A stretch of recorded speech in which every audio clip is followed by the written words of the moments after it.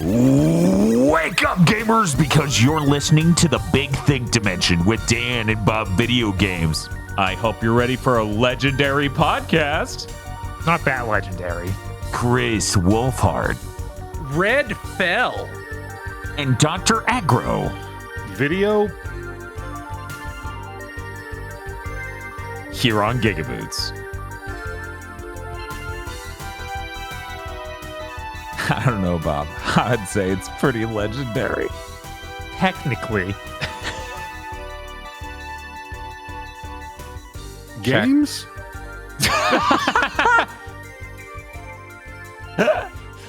Chat member comes in. They ask what the game is. I say it's legendary. They say they don't understand. Turns out we were playing wet. Welcome to Big Think Dimension number 264. That has 64 in the title. Bing, bing, wahoo. That reminds me of a game we played in the last week. Legendary. Hey, Bob. Uh-huh. Are we the only people who have ever streamed the game Legendary? Because I think that's a very real possibility. Yeah, that's alarmingly plausible. Right. I wonder how many copies of that game exist. It can't be more than like 200,000. There's that game bombed. Yeah, I can't receive a reason someone else would have streamed it. I feel like it probably happened once. On accident. I can construct a reason. It involves the Saw theme. Uh-huh. They're locked in a room. Legendary. Oh, it's on PC, so I'm sure somebody streamed it at some point. If it hadn't been on PC, though, no, you'd have been the only people ever. Legendary is a game made on Unreal Engine. It is a first-person shooter made by the same Spark Unlimited, the developers of Yaiba, Ninja Gaiden Z, Lost Planet 3, Uh-huh. Yeah. Turning Point Fall of Liberty. Yep. Is there one other than Legendary, or is that it? Is that all of them? I think that's all of them. I feel like there's something else, but I can never think There's of it. got to be one more thing. Turning Point. Call of Duty Finest Hour. Oh yeah, I was like, Bob, yeah, we gotta stream this one, so we streamed them all. We have to do this and Lost Planet 3. Turning Point Fall of Liberty is a first-person shooter made in the same year, same calendar year, same 12-month span. They both ship within a 12-month span, is what I'm trying to say here. As Legendary, both are first-person shooters. Both are made on Unreal Engine. Turning Point Fall of Liberty has absolutely no money and is the most creatively bankrupt game humanly possible. Where it's like, what if the Nazis in New York? They both take place in New York, too. Important note. So we were really concerned coming into this game that it would also have absolutely no money, take place in literally the same levels, Yeah.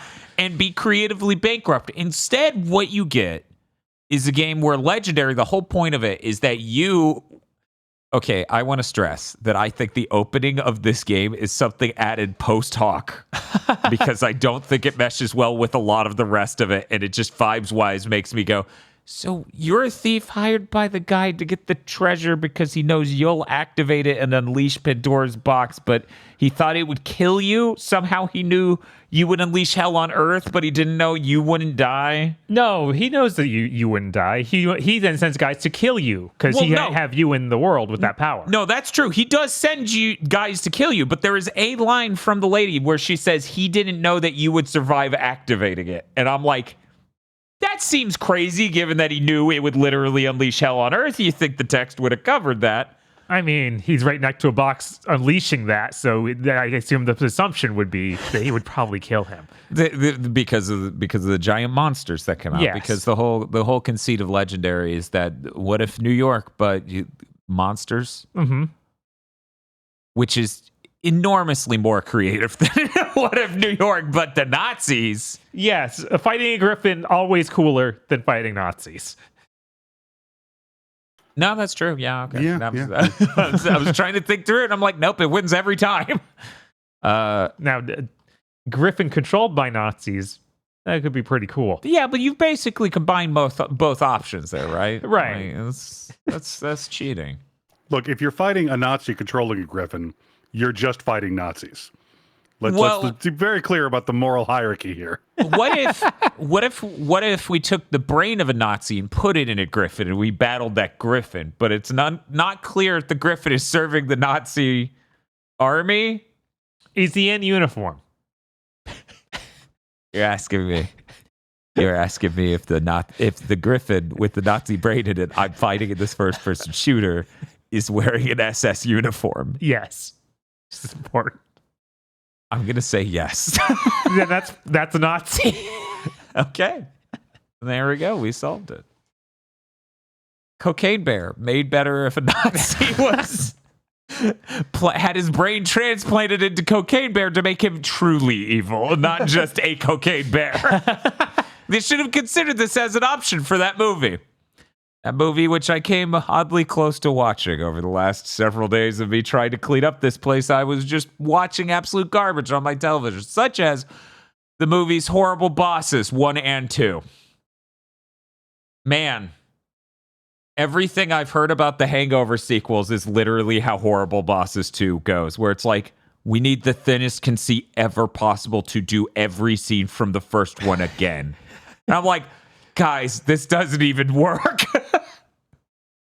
Yeah, I'm not even aware of what the Horrible Bosses You don't know movie what is. Horrible Bosses is? It's a very funny comedy from 2011. Okay. It's got 3 funny guys in it of various. How funny are they? Are they funny? What's their deal? And then they have 3 bad people.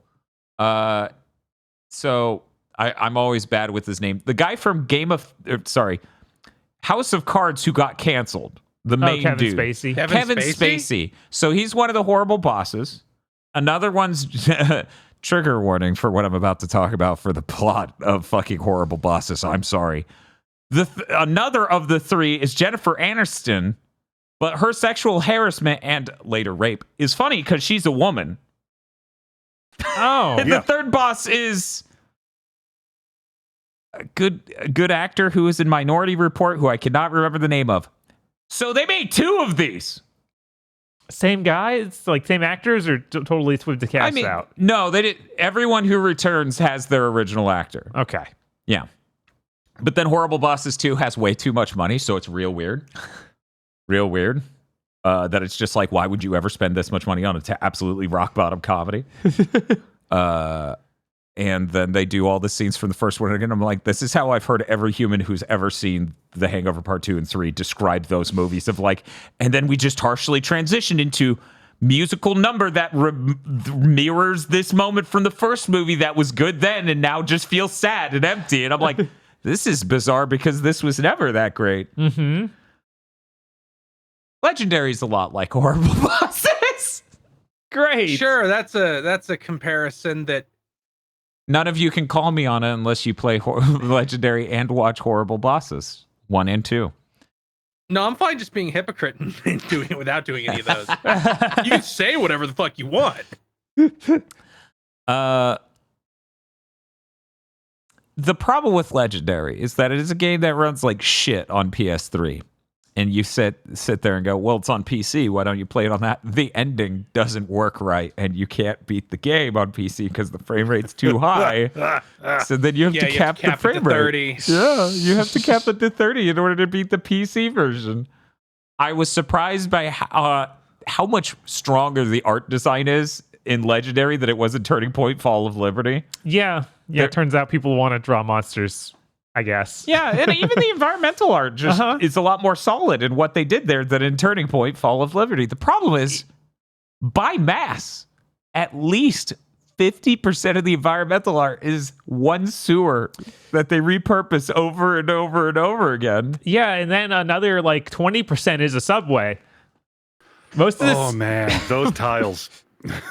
I was taken back in time to when HUDs still looked like PS2 games and everything was nice, smooth tile. So smooth.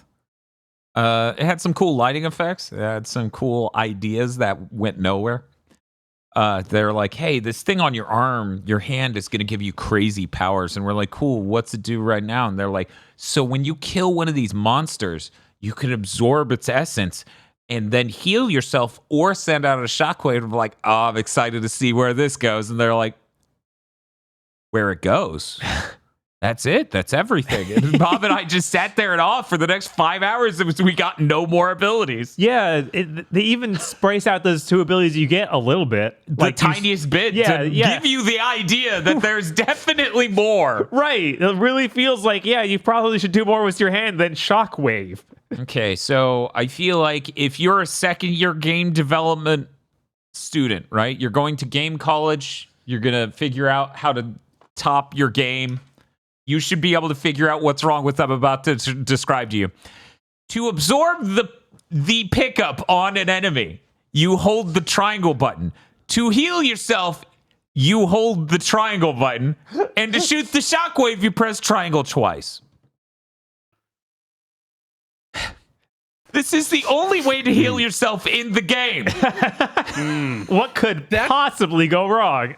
That is how the split into 2 guys to do order puzzles is in Darksiders 2. Because to switch between light death and dark death,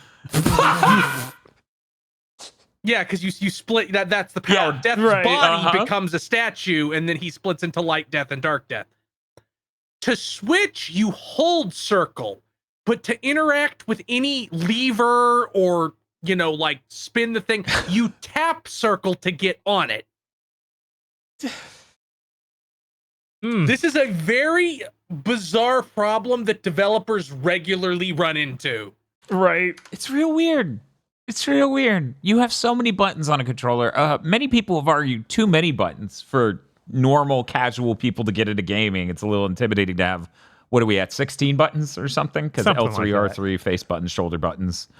That shouldn't happen. This just shouldn't happen. I mean, there's now, I guess if you count the D-pad, we're at 14. Yeah. I don't know. I was just shot in the dark.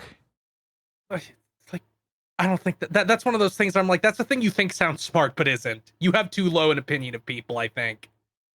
I mean, fair, but I'm just saying we have so many buttons on a fucking controller. Yeah, we should never. Like, we shouldn't have had that problem that Final Fantasy 15 had for like 18 months, where it's like the button to pick up items and jump are the same button. Yep. That's the most common of these mistakes. I feel like I've seen that in so many games. Like, no, you can't do that, man. And yet, they keep doing that. Uh-huh. We can't stop them. No. They keep getting away with it. Somebody has to stop them, Bob.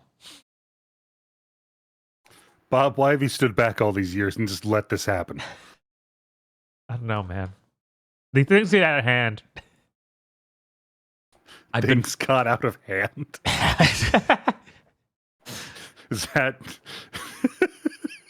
Is that your round summation of 2 generations of game design? Yeah. I mean, at a managerial level, that's an apt summary, frankly. Yeah, it's got a growing on me. Things got out of hand. That's the title of the industry book Bob's going to write when it all crashes in like 3 years. I kept buying all these studios and told them to all make the exact same game. And then I had to show up in a year and be like, I have to cancel like half of these.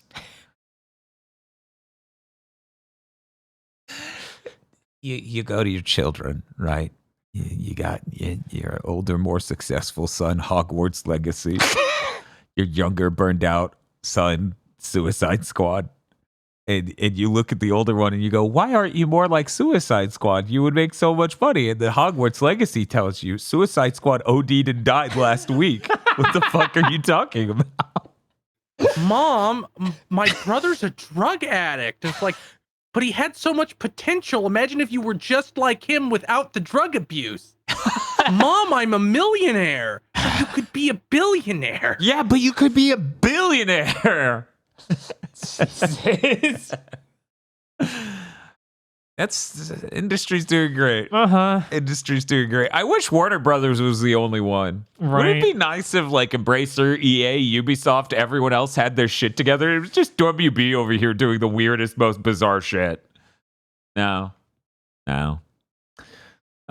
I'm a little disappointed in Legendary in that, like, I could see the really cool game that's in it. I just have to walk down 37 sewers to get to it, and then I wish I was playing on PC, except for apparently I don't if I want to beat the game. Yeah, also the game has its finale and then goes on for a whole hour. Yeah, it's like people make that joke in criticism of movies where it's like, yeah, the movie ended and then 30 more minutes happen. You know, like that one Bond film where it's like, oh, here's a good ending. We're driving past it. We keep driving. Oh my God, this is a hostage situation. That was this game where it's like, oh man, we're fighting this Kraken and it's in the middle of London. Oh, it's so crazy. It's nuts. That's over. Okay, we gonna roll the. Oh no. Oh no game. No, please no. Yeah, you start to think, oh, they're doing this so that this is wrapping up any potential of a sequel because they know this is just all over. And then it ends with a sequel tease. Just like Turning Point Fall of Liberty. Yes. So you keep describing the Shockwave shit. Did they really fucking like Doom 3? Is this like their version of the Doom 3 cube? Because that's all I can think of when you describe these powers. It's like, well, yeah, it's Doom 3. It's the cube. I never played the expansion with the cube. The cube's in the main game. What? I'm trying to imagine maybe someone... you quit that game before you got it. Oh, yeah, I absolutely quit it before I got it. I just assumed that was part of the expansion with the gravity gun. I thought the cube was a gravity gun. I'm just sitting here losing my shit, imagining the dude whose mind is broken by Doom 3 of all games. He's like, someday I'm going to make the game that just takes this potential and that really happens, capitalizes Dad. on it. I'm not Dad, Dan. Dad, video games. That happens. Like, what is the guy who was behind 3D Realms? The brilliant genius of the Broussard, right? George Broussard. Yeah, George Broussard.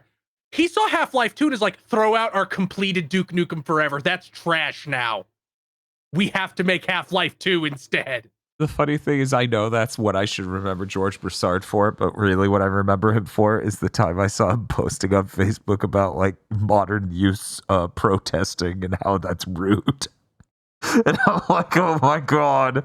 And then within a month, I from getting to Dairy Queen fast enough. Brilliance must die. And then within a month, he's like, no one wants to work anymore. I was like, Jesus, dude. So anyways, being friends with people in the industry on Facebook can have funny results. Like the time Mark Cerny, somebody commented like, why does he sound like the church lady? And then Mark Cerny goes, cause I do. I was like, holy shit. That's a peak moment for anyone who watched SNL in the 90s. Anyways, he does sound like the church lady. Just exactly.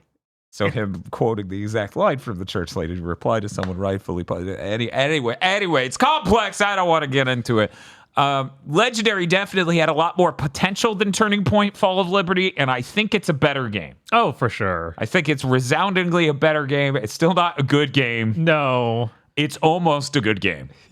If they had figured out the health system a little better. Yeah, those fucking morons. Yeah. Like, that actually upsets me. That's number one part of that game that pisses me off is everything to do with health. Mm-hmm. Because as you just heard me describe, the only way to heal in this game is by using the demon energy that you get from demons. You also fight humans. A lot of them. And they have guns. Yeah. Yeah, there's way too much fighting humans. That's the worst part of the game easily. And as we're saying, you don't get health or swords you're fighting humans. You just don't. And they have a much higher potential damage to you because they have guns. But yeah, every few levels, they introduce a new monster. There's a decent number of monsters. It would have been a fine game without people to shoot. Mm-hmm. Oh, yeah. Yeah, it would have been perfectly fine without that. It was pretty cool fighting monsters in a first-person shooter. Don't get enough of that. Really don't. Oh yeah, the best part of the game is when you get the heat-seeking missiles to shoot at the griffins and they just explode into chunks. like a Mortal Kombat enemy, just giant turkey legs. Yeah, just turkey legs fall out. It's like, yeah, no, this is what the entire game should have been. Right, because we have this whole plot where it's like, oh, these hellish beasts that escaped with the Pandora's box have taken over London and New York City, and it's like, I don't know, this rocket launcher worked fine. How has the U.S. military not solved both of these problems by now? This seems bizarre, actually. And luckily, for some reason, the monsters only want to attack they're just like the Independence Day aliens. They have to go for the landmarks only. Of course, That's what they care about. Yeah, the landmarks are basically symbols of power, and they must attack those. That's how it works. I actually do love that fixation in like fiction and media and shit. It's just like, what the fuck would an alien care? What the fuck's wrong with you? They would probably find a Dairy Queen almost as impressive.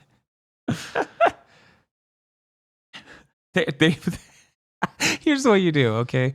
You include the irony and the criticism of the meme in the meme, and it's this fucking Ouroboros swallowing itself. In your next disaster film, assuming one of those ever happens again, have the aliens or outside monsters attack the Bass Pro Shop pyramid. It's just as valid. It is. It's just that as thing valid. is a monument, right? Heck, that might have more historical relevance to the aliens. They're like, oh man, look at how many fucking people are here. This is clearly important. Like Bob said, oh, it's a monument. And I'm like, yeah, a monument to our sins. And then 0 frames later, I imagine them blowing the top off the thing and Master Chief rocketing out of the hole.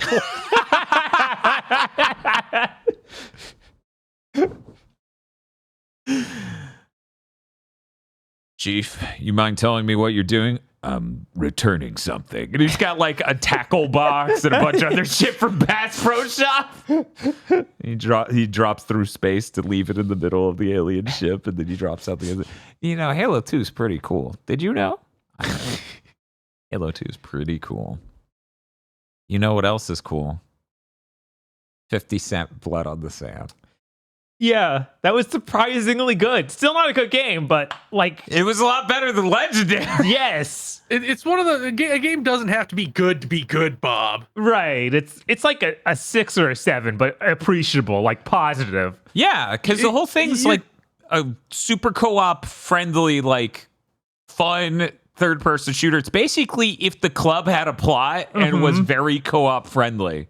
Your game can be mid if you're playing as 50 Cent and taking people to the murder dimension to do knife combos on them. Yeah. Yeah, it's like unlocking 50 Cent's kendo move, which is him stabbing a man in the chest 3 times. Aggro. It is described in the description of this finisher as kendo. We are not exaggerating. This is not a joke. His kendo move is to stab a man in the chest multiple times. Isn't that finisher also called serial killer? I think so. God, So- that sounds amazing.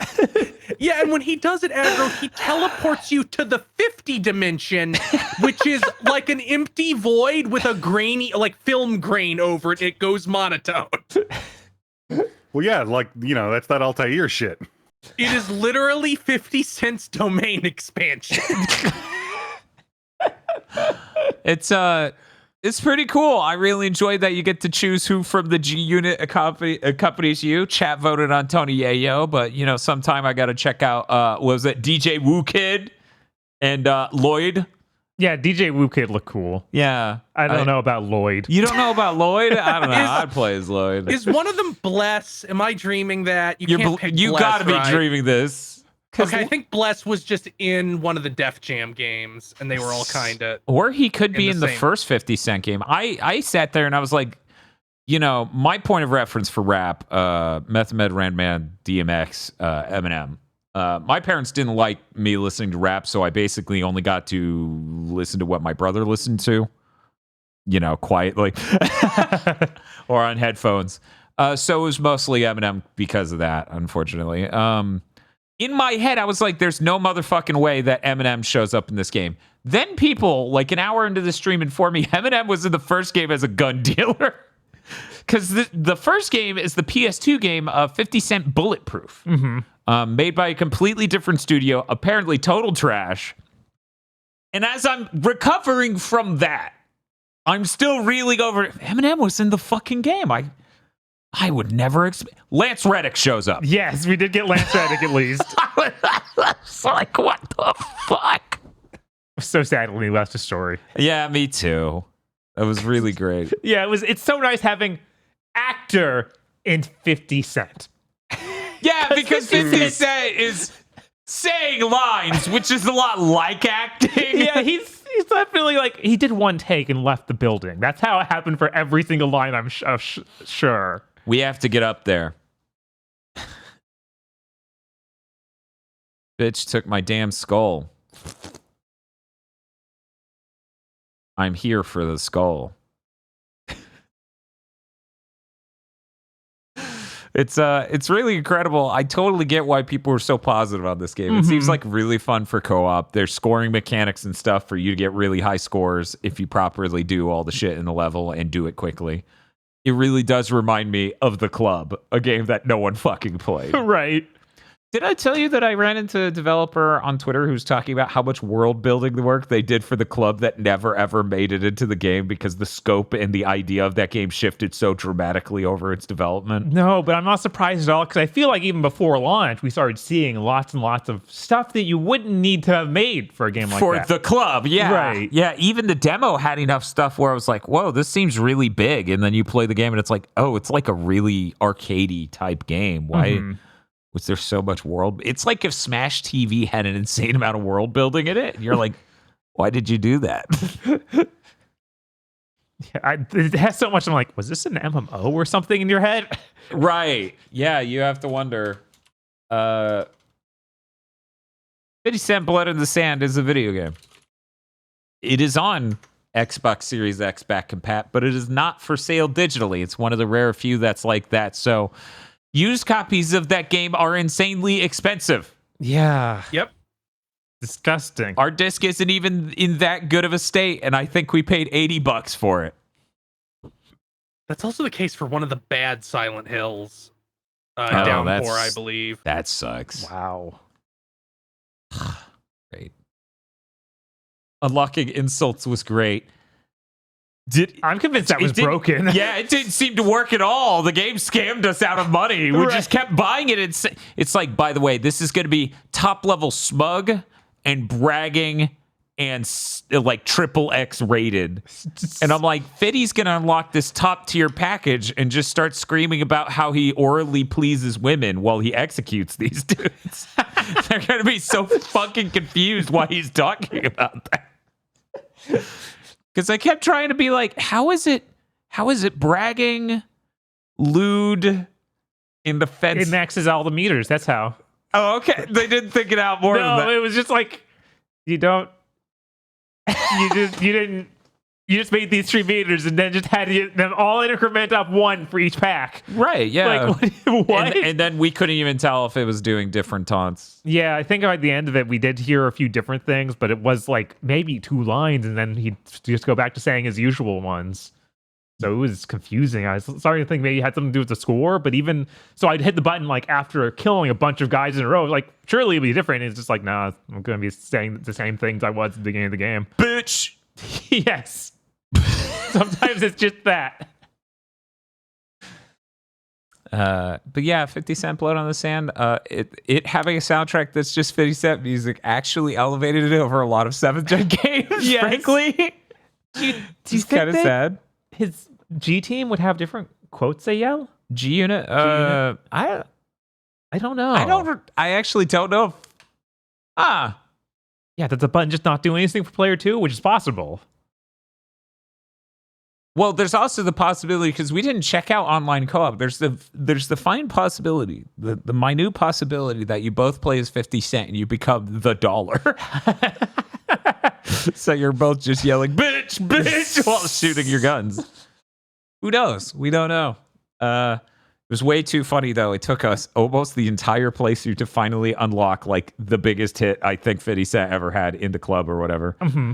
And then I was like, Bob, delete all the other music, loop this for the rest of the playthrough because that's funny. Yeah, that's an hour straight of that song at least. So someone in the comment section is like, I'm losing my mind. Which it wasn't. That system already seemed kind of broken because it seemed like it was playing 3 songs over and over again, even though we had like 8, 15. 10. We had an enormous number of songs in our playlist. It just would not play anything else ever. Just these 5 songs over and over. And I was like, I already heard these enough setting up for the stream, like setting up this workflow because we used like the retro sync upscaler and stuff. I was already so sick of those 5 songs that ever felt like playing by the time we started playing. That's why I was like, fuck it. We're just going to play this song on loop for the rest.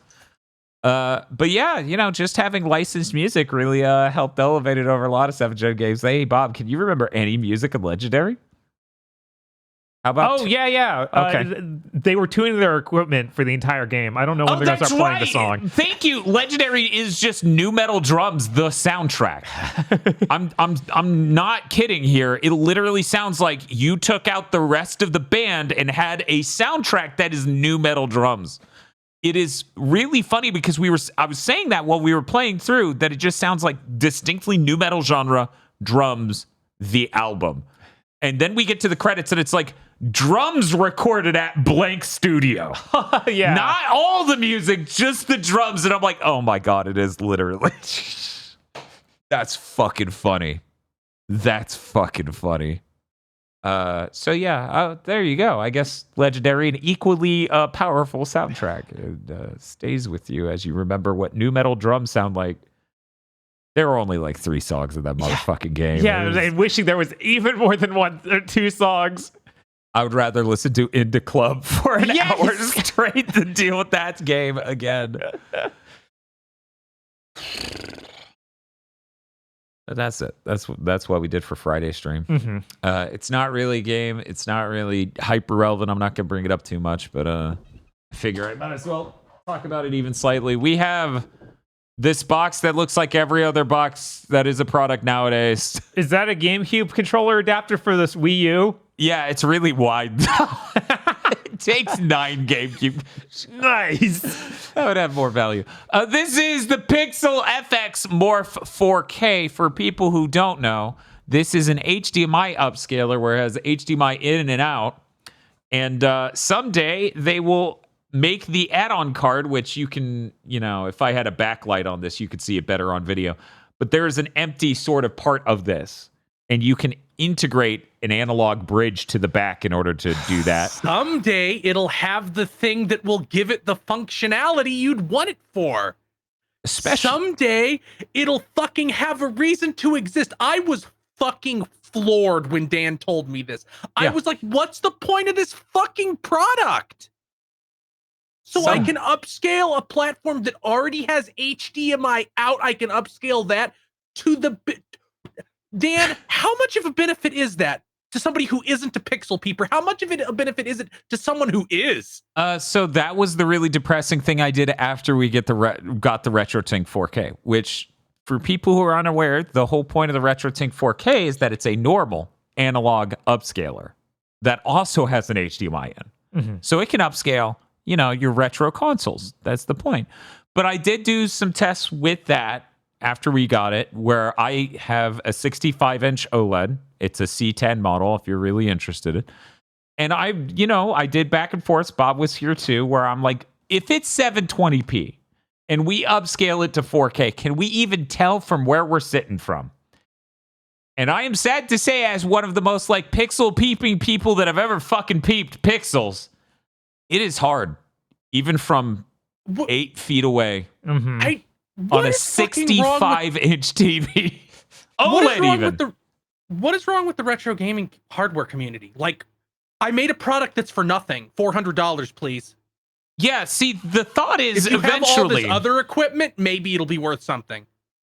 Okay, so now we really got to get into it. So as I said, the ideal version of the Pixel FX Morph 4K, which was supposed to ship early Q1, ended up shipping unceremoniously last week. So there's the part of this you can put the analog component in, and then it will upscale any retro console, the entire point of such a device. And currently, as I just described, even on a RetroTink 4K, which same sort of scaling, kind of asterisk, between both of them, we can't notice from really close on a giant TV. So that thing... What it does now is effectively moot. Mm-hmm.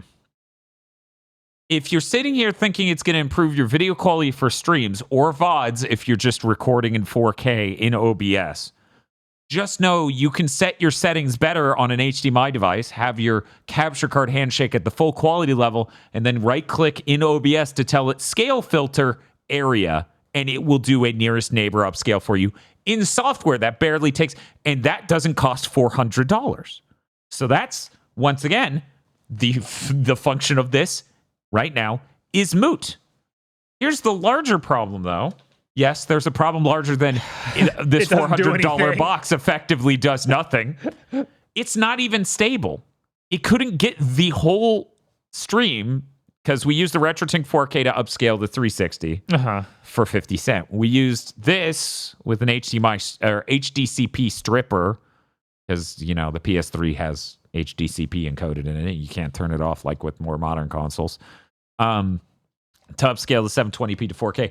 I went into a VFX menu on the Pixel FX More 4K and it crashed. Backing out crashed. Several menus, I think maybe even all of them in the entire device. When you back out, it disconnects the video signal. It's unreal. This is not how a device should be made. It's shocking that, if this was the beta state of the system, of the unit, months ago, I would have been concerned. The fact they shipped it like this is unfucking real. Yeah, that they basically were like beta testers. There's $400. Right. It's like they didn't even present it like that. No, up front. Of course not. This is just what they think is assumed the quality level they should get from the product. A number of the features in it don't work at all. The HDR injection is completely wrong. It just fucks up all the colors, which makes sense. Upsampling SDR to HDR is not a simple task. It makes sense that it would just apparently do that completely incorrectly. The variable refresh rate mode doesn't work at all. It does nothing.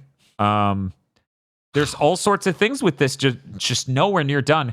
And I know multiple people, like the company Pixel FX is 3 different people. 2 of them made products that I bought that are actually good. One of them made the Game Boy Consoleizer. The other one made the Dreamcast HDMI and was the pioneer who set up all the stuff for the GameCube HDMI out project, like all of that. Oh, wow. So these are solid products and origins. So I don't understand why this Pixel FX has resulted in the PS2 HDMI mod that isn't even remotely stable. We can't even get 2 hours into a stream before that breaks. Right. And this upscaler. It's unfucking real. And it's unfucking real that this is the state this is shipping in. Like, it was bad enough when it was a PS2 HDMI mod, but I could give them any level of excuse of like, well, the PS2's bizarre architecture, getting that put out in HDMI, it must be complicated. This is the first person to do it. This has been like the white whale of the retro gaming hardware scene for the longest time. This is a fucking HDMI upscaler. This is a digital signal in. There's no ambiguity in what's supposed to be happening here. So it's really unreal that this box is $400, and to get it to upscale retro systems, we're waiting on another box. Who knows if that ships by the end of the year, or we're waiting on an add-on card at minimum, and who knows if that ships by the end of this year. I don't understand how people can do this sort of thing. Because right now, out there's the OSSC Pro. It doesn't have enough manufacturing to get it in more people's hands, but that's a really solid option. It does all the way up to 1440p, and it's a very powerful device. This is $400, and what am I supposed to say about this? It's light. It feels cheap. It doesn't sit down hard. Because there's barely anything in it, there's not enough weight to keep it down. Right, which, you think they'd be product designers and realize that and have built small weights in it, something like that. Something like that. Anything could be done to fix that. Yeah, there's so many numerous. I mean, you could have put rubber feet on the bottom. If you look, I'm not sure how much this is going to show up even on the video, but there are 4 circles for holes that obviously should have rubber stops in them. That's why there are none. It didn't come with them. They weren't in the box. I don't know if they just forgot to do that. I don't know. It's unfucking real. I mean, they forgot to include functionality in their product. Right. They forgot to design it for a use case. And this thing's 2 months late because it was supposed to ship early Q1, and it shipped unceremoniously the middle of the third month, Right. the final month of the first quarter. Yeah, Unreal. Whereas the RetroTink 4K has been pretty good. Its number one problem is one people universally can see and understand as a difficulty for everyone who wants a thing. It is $750, and that's a lot of fucking money. This other thing, however, is $400 and doesn't do shit. Right. And isn't even stable while doing that shit. Yeah. What an amazing situation we're at here. Uh-huh. Anyway, that's enough of that tech segment.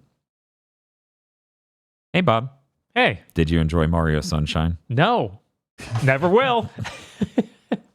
Yeah, Dan, for my sake, if not Bob's, never make Bob play Mario Sunshine ever again. What? Luckily, Why? I didn't have to touch the controller this time, but man. You had to look at it. Yeah, even going through that game and looking at it's too much. How was Mario Galaxy? That's pretty good, yeah. Okay. I noticed this, like, I did a practice run before we did it on Sunday, and like playing it back to back twice in a row.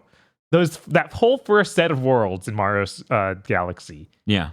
I think they're just bad. But there's the one where you're a bee and you crawl all over. I think the bee is the worst outfit, the big worst power bee. up Mario's maybe ever had. Honestly, it's really hard for me to come up with competition. Right, because it's like, hey, It's what if gotta the be power something. up gets rid of all his fun movement options, and now you have fly slowly up? Like, it'd be bad. Trying to think. We got Spring as a suggestion from chat. Spring- because that's in Spring's Galaxy annoying. too. Yeah. But it's like neat and fun in some ways. Like, it's a neat idea. There's an engaging mechanic. Right, there, there's a yeah. mechanic going on. Yeah. Whereas V Mario is what if there weren't? But you can wall climb on Honey, and you can climb all over the Big Bee Lady. Great. That's Enough? the bee outfit looked awesome on the Wii. It I was like, mean, oh man, look at how yes. good that is. Yes, that That's- looks nice. It's Mario's a bit of a himbo. He's really just about his looks. Don't judge him based on his personality or ideas. Yeah, so that game, I like it, but oh man, it's so slow. Like, you move so slowly Yeah, compared it's- to 64. It's really weird. That might be the slowest feeling 3D Mario. Right? Because even Sunshine does the thing where you Yeah. do the dive dash stuff. Yeah, you can dive in that. They took that out of Galaxy entirely. So we ended up in Sunshine has no long jump. Galaxy has no dive. Mario 64 stands like a king. Right?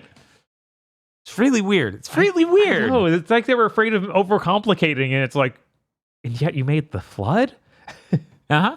No. Bungie made the Flood. Yeah. EGAD made Flood. Yeah, I had a really fun time on our March 10th Mario Marathon. Yeah. That was hectic. Yeah. Incredibly hectic, as chat would tell us to switch games in the middle of a jump, in the middle of a platform falling, in the middle of an explosion, In the middle As of the I'm final le- boss. as I'm leaping off a cliff holding a baby penguin. Yes. Yeah, it was a lot. It was a lot to deal with, but that was a really fun stream, and I hope people enjoyed it. I certainly did. And then afterwards, I did the Odin sleep for 12 hours. That was really good, except for my sleep schedule has been fucked up ever since.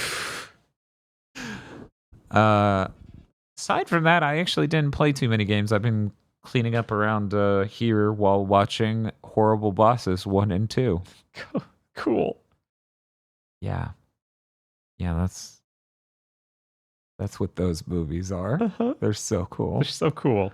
Hey, you know that thing that where it's like we're gonna have all the characters yell and pretend yelling is a joke? Uh-huh. They're gonna deliver the line but loud, and that's the joke.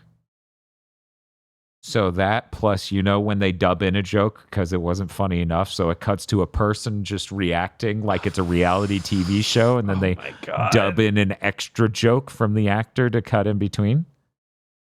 Oh my God, that's bad. Yeah, this movie is probably endemic of why the comedy genre of films just tanked so hard shortly after this. I feel like I've only ever seen Will Ferrell deliver a joke like that and it be funny. Oh, the yelling thing? Yeah. I mean, Jim Carrey's also got to be there, I think. I can't really think of any iconic good. Jim Carrey yelled a line, and the way he yelled it made it perfect. Because this is literally Charlie Day just yells. Okay. Yeah. A lot. Because everyone in the movie yells a lot when there's no like good comedy going on. Anyways, you should all watch Murderville on Netflix. Even the deleted scenes on YouTube are funnier than all of Horrible Bosses 1 and 2. Hey, Bob, what video games did you play? Well, yesterday, Uh-huh. AU10 Chronicles sent me the beta code. Oh! They called you for what? A game that, for a game that comes out In a month. The So, beta hey, do you want to put a bunch of time into a thing you'll have to put a bunch of time into a month from now? Yeah. And this beta is something I paid extra for during the Kickstarter. I bet you really envisioned that being 1 month early. Yeah, where it can't possibly affect anything in the game, no matter what feedback This they is get. amazing because while Mighty Number 9 and Bloodstained have their own development issues, Mighty Number 9 vastly more so than Bloodstained. Both of those betas were over a year in advance. Yeah.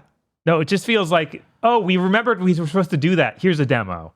Like, I'd rather have nothing. Yeah, but legally they would rather you have something.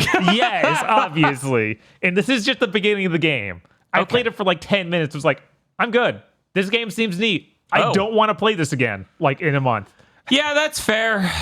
That's fair. Really nice pixel art. Lots of characters, even in just the first few minutes. Because, you know, this is a Suikoden game. It's got 108 characters. Man, I really wish they hadn't released that Metroidvania thing that made me skeptical of the entire project. Yeah, that's fair. Maybe that should have been a beta instead. Maybe that they shouldn't have made that. Maybe. I understand that it was using all assets from the actual game, so it probably wasn't very expensive to make, but it wasn't very good. No. Yeah, it was like, hey, keep going to the small dungeon over and over again. Are you telling me that the first product in a franchise that has the name of the franchise and the main thing that you're looking forward to might be able to tarnish the name of the franchise before the actual product comes out? Curse of the Whoa. Moon is better than that Metroidvania. Like the Oh there yeah, is- no there's a shit. big That also power came gap. out after. Oh, did Curse it? of the Moon came. No, it didn't. Did it come out before? Yeah, I thought it Curse did. of the Moon came out before Real Bloodstained. Yeah. That's a real divested notion for me because it's one of these is those are very different. There's not a fidelity obvious difference No, in there what isn't. these two That's games. true.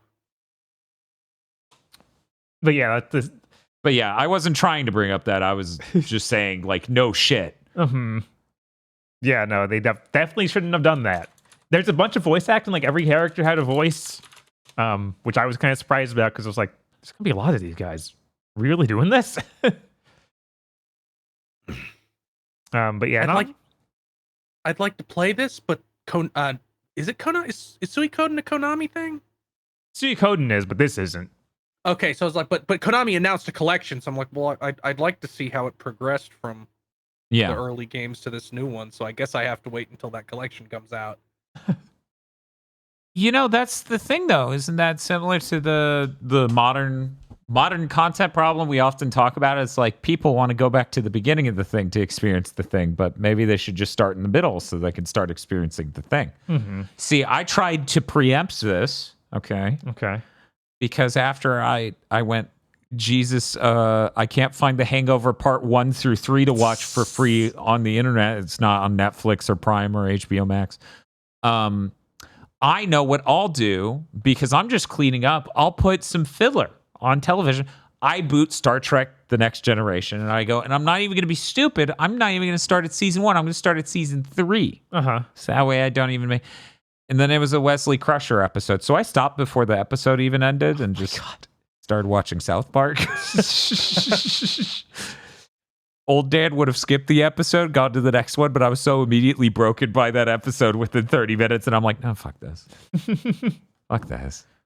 You know, it's funny. I say, well, I have to wait for the collection when I'm looking directly at a Mister that could just run those two games. It'd But for probably some be- reason, I feel like, no, I should at least let give them a chance to not fuck up the collection before I just go fuck it and play it off this mister. I Which feel I like will do there's- if they fuck up the collection. There's no way they don't. Right. Like that's The- they've taken so long that maybe, but Yeah, it they've feels- taken so long, and the only one that wasn't at least patched into being acceptable is that Grandia one that they ruined at a core level.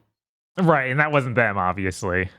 Yeah, and that wasn't the company that made it. It was fucking Gung Ho, who I think they might have posted something about Lunar recently, and I got real upset. For people who are curious, it was literally episode 1 of season 3, titled Evolution. The Federation Starship Enterprise, under the command of Jean-Luc Picard, approaches the Cavus Alpha binary star system, blah, blah, blah, blah, nanomachines, but now they're sentient because Wesley Crusher birthed sentient nanomachine life accidentally. Cool. Isn't that the one where he just like leaves the lid off of it? Yes. God.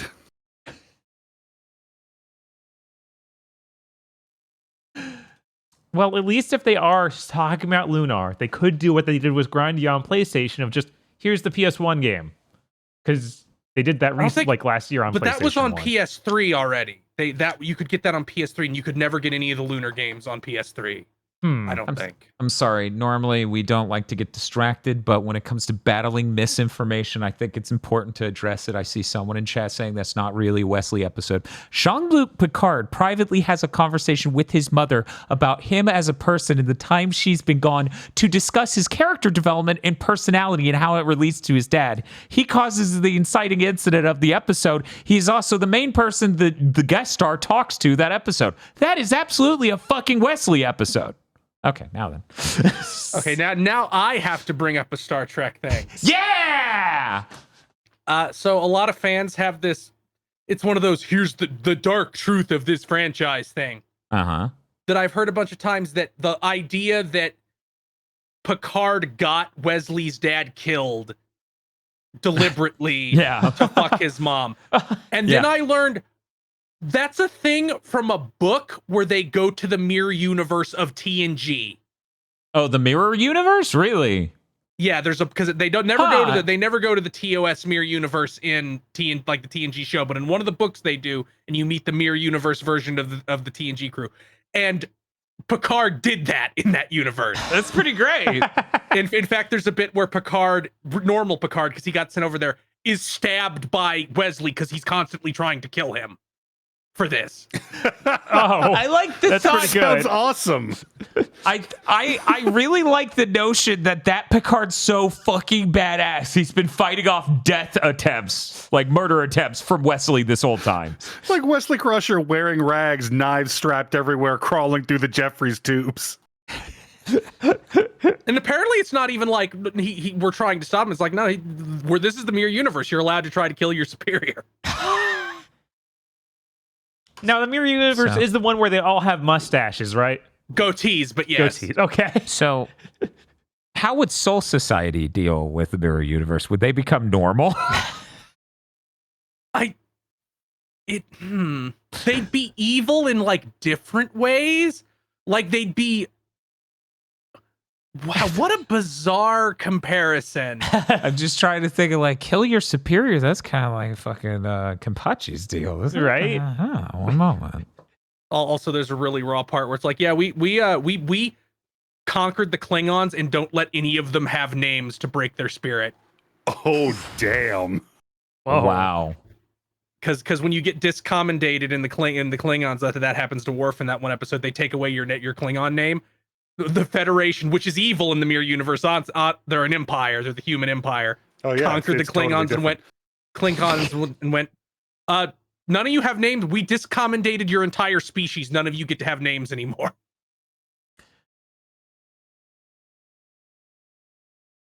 Jinkaria would have no plan, but more importantly, he would succeed. Okay, that's it. That's it. That's it. I'm done. The snake guy with the goatee doesn't have a goatee in this universe. He's that crazy. He's bald, in fact. He's just shaved all the Maybe way he's down. actually from the mirror universe Just no, and he just got never came swamped up. at some point. Like they have, and I was like, well, I guess I'll try to take over the bounce. That's what they do in my universe. I mean, if the bounce arc kept going, we would have found out they could travel to alternate realities. Yeah, no, anything to like stretch the arc. Absolutely. That's what the bomb would have done. It would have been like a Planet of the Apes situation where it's like, oh, it hurtled us back in time and maybe to an alternate timeline in Bleach. But One with not in Shusuke Planet- Yamagai. What? Anyway, Yeah, did you have anything else you wanted to say? Are you doing Chronicles? not really. Or No. Star Trek: The Next Generation? No, Or Wesley Crusher? absolutely not. Hey, Bob, what else have you been playing? I played a tiny bit more Final Fantasy VII Rebirth because most of the time that I had free, I was playing Unicorn Overlord. I wanted to play a little bit more FF7. I really wanted to play FF7 Rebirth, but hey, at least this house is not full of boxes all over the entire living room floor. It's true. How's that going? It's going all right. Since last time, I did sit down and do literally every open world quest in the first area. Okay. And then you were warned by a sage on a hill to not do that to every area. Yeah. No, I I'm don't. going to be doing that in every area. Sorry. That How many of them were person- picking up dirt? That actually is a really good question. How many of those open world mini quests involve picking up dirt? I mean, I don't like. You have the Chocobo quest where it's literally a Chocobo hunt where you sniff around and dig through dirt to find items. Not Well, you're finding items. right. You're getting That's- items. You're not picking up dirt and delivering it to a man. how You're many not- times do you have a conversation with an NPC where they say, go get this dirt, and then you have to go get the dirt? Yeah, that's really not a thing. It does. Huh. Wow. Yeah, no, Curious. all of the open world things were a lot more engaging than that. There weren't that many things with actual story behind them. Okay, but there were small stories behind them, right? A lot of them were just more generic tasks of like, Oh. go to this shrine to Titan, Okay. do this little mini game, and then you unlock. Like Chadley tells you a little bit more about Titan and the lore of him, and it makes it easier to do the Titan fight, which you can do from the Chadley VR at any moment, and it makes That's plenty. right. Like that's You get a little mini game. You learn cool lore. Mm-hmm.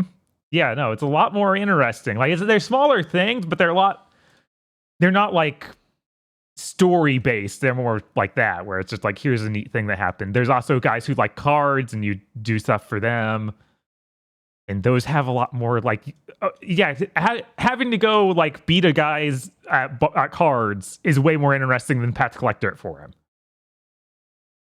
It's just true. Yeah, so there were some. I'm trying to remember. I feel like there's 3 or 4 actually story-based side quests, and the rest were just more generic open world stuff. Where, okay, go to this point, fight these enemies, that sort of thing. The Chocobo Ranch has a story. Okay. Yeah, you actually like Chocobo Bill has 2 grandchildren, and you do stuff for them and learn about their parents, and it's like, oh, this is neat. Huh. Chocobo Bill, or as we call him, Liver Eater Bill, has been up on the mountain revenge killing for a few months now. Chocobo Bill looks really weird. Oh, yeah? Yeah, I don't know. He looks bizarre, like anemic is how I describe him, with really strange looking hair. Like, he doesn't really fit in. Then his children or his grandchildren just look normal. It freaks me out a little bit. Weirdly, I got to the second open air world area, and instead of having chocobo raising in this game, it seems that you'll just have to find a new chocobo in each area, and that new chocobo will be a different color and have different abilities. So the second area had like a brownish gray chocobo, and it could climb a wall. Only one certain wall, but still a new move ability. I wonder if in the third one they'll be like, yeah, here's the gold one, just fly anywhere. It turns rainbow, it goes like a jet plane. Go. I mean, maybe, because they talked about getting the high wind working for the third Right. one. Yeah, you got to get the high wind working. Right. So at that point, you might as well do a Chocobo, because that's less intense, because it's slower, you would think. You would think.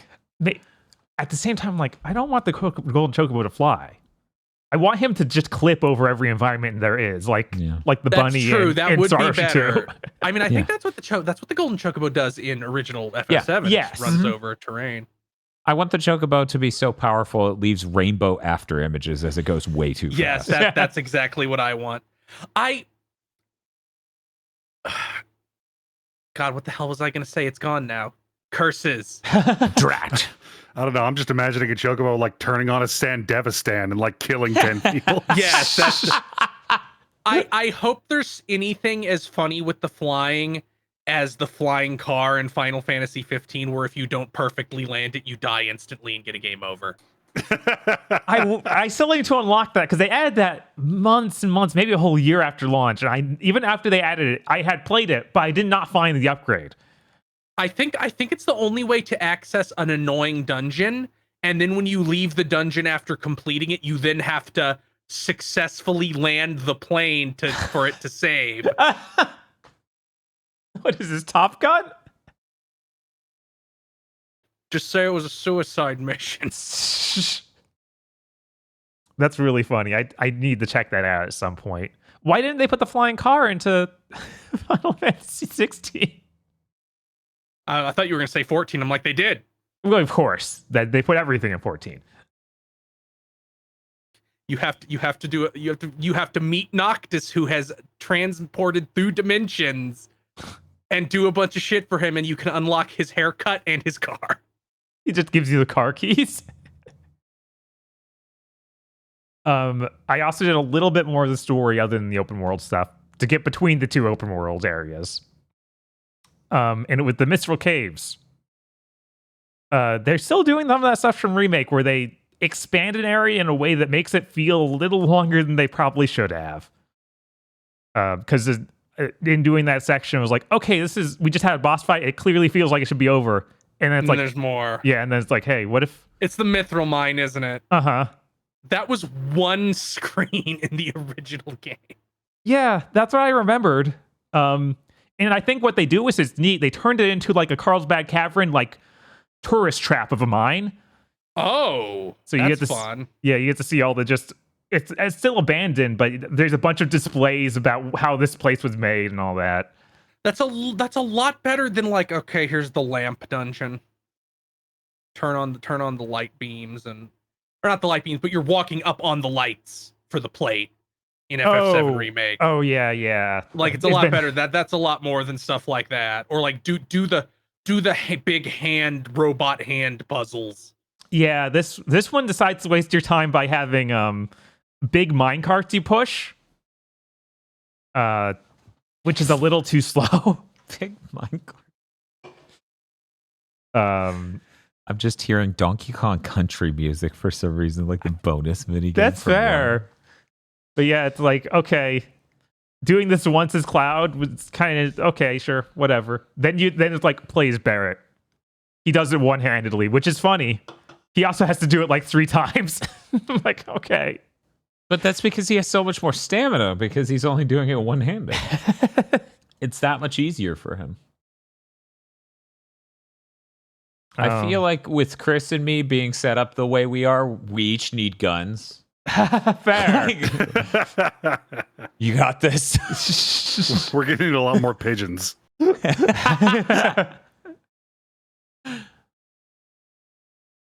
But that's really all to say about that. I'm excited to play more of it, see what else we got going on. I get to start it tomorrow, so I'm Nice. happy about that. Did you do the Yuffie DLC?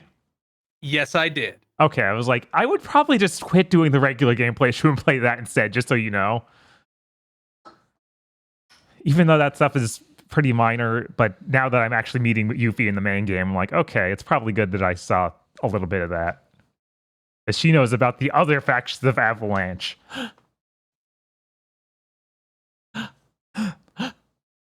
But what I spent most of the time playing was Unicorn Overlord. Oh, that's cool. Hey, Chris, do you play anything?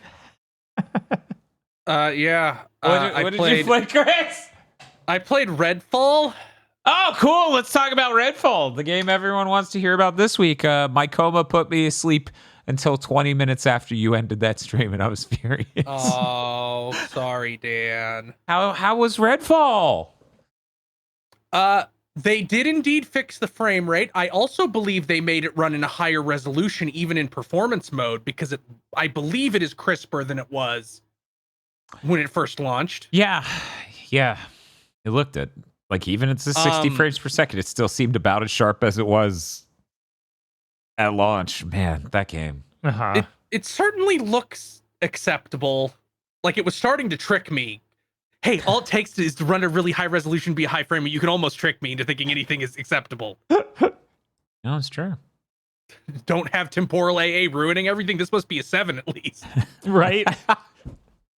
Oh man, I hope Rise of the Ronin doesn't have any temple or AA. We need to become the weird, almost like religious, like radicals of technology, and just do reviews like we're the Bizarro Digital Foundry. We do reviews based on solidness of the image. So like, oh, it has temporal AA, it lost multiple points. Right. 30 Yeah, frames like per that. second, rock bottom.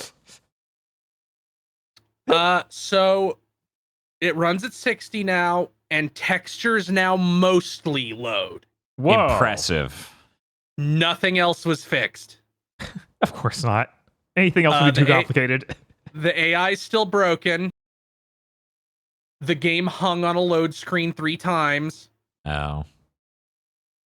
The rook mechanic, where if you don't know, the rook mechanic is as you do things that piss off the vampire gods, those are the pharmaceutical executives who use evil science to turn themselves into vampires. As you piss them off more and more, you fill the rook meter, and when the rook meter maxes out, a rook storm happens, which is red lightning, like pummels the area, and then after that happens a little bit, it summons the rook, who is a mini boss. And then you kill him, and he drops the highest tier of weapon. Okay. I mean, to be clear, I think you already maxed out the rook meter when you bought Redfall. I didn't buy Redfall, it's on Game Pass. I mean, like the understood general you. Nobody bought Redfall, it's on Game Pass. True enough. There goes again, making up a guy to be angry at. Here's the thing. I bought a bag of chips at a gas station once that had a picture of Redfall on it. Did I buy Redfall? I might have. I don't know. No, it gave you a code to play it for free. That is actually true. Like, objectively, that statement is just fact. Yes. What the fuck? You imagine going back in time and being like, hey, kid, with the N64, you know how you can only afford like one game a year because your parents? Well, what if you went to the gas station, got a bag of chips, and then you got all of Nintendo's games for free? Kid's like, wow, that's not a good business plan. And I'm like, and you're 8. And none of the games are good because this is a Bizarro universe. We're in a Twilight Zone episode. You're like the guy who broke his glasses. Yeah, exactly. There was a pass now. But at some point that mechanic just broke and it stopped filling the meter at all. Like, it didn't even pop up to show me. It's like, oh, and I'm like, is this a bug? Because it happened after I had killed 2 of the 3 vampire gods. So I'm like, is this just a bug or? And then I Google and I'm like, oh, it's a bug. Okay, You have to restart to bring it back. And I'm like, no, I'm not fucking doing that. I was going to say, maybe you're not rookly enough for the Rook Club. But since the rook drops the highest tier of weapon, there is basically no point to doing those vampire nests unless they just annoy you, which they did me. This game is so fucked that I'm like, was this a bug? Is it intentional? I swear to God, when I first played this game at launch, there were enemies that were awake in the vampire nests. Yeah. Every single vampire nest I did in this playthrough, they were asleep. And you would only wake them up if you ran next to them, fired a gun too close to them, not even that close. They have a real low hearing ability. Or if you stepped through one of their like energy tendrils that they're putting out from their bodies. Every single vampire nest, I just crouch walked through the entire thing. Yeah, I could have sworn that they would spawn any of them awake when we did it. Yeah, what about when you're escaping? Do you fight them then, or? No, they all die as soon as you trigger the escape sequence. All the vampires die. Yeah, I thought they Oh. even fought us a little bit after we triggered it. Huh. So I don't know if that's some bizarre bug that's like you always roll the thing that puts them to sleep. Or if it's a thing that they patched in, like, well, if you're single player, you're not really getting the full, like, you don't have the team. Congratulations, you've unlocked pity mode. Not only are you playing our sad excuse for a game, you're doing it alone. Thanks, game. So Redfall has, let's see, 1, 2, 3, 4, 5, 6, 7, 8 enemy types. Redfall has 8 enemy types. Okay. They have. Does that mean Legendary has more? I think it might just barely have more than 8. Don't worry about it. Okay. Well, don't worry. They augment them with power ups like the R-type shield, where a vampire will just have 3 small energy barriers rotating around them. That's so stupid. It is very fucking stupid. And sometimes they'll have things like they buff other enemies near them, but those were the 2 really common ones I saw. I don't think there's any others that I missed. But the enemy types are cultists. Okay. There are a cultist for each of your weapon types except your bazooka. But that means that the pistol and assault rifle cultists are functionally identical because those guns don't operate differently from each other at all. Oh. Then you have shotgun cultists and sniper rifle cultists. Then you have normal vampires. God, what's it fucking called? Angler vampires, which just means they throw a tentacle at you and do a command grab. Is that how anglerfish work? Yes.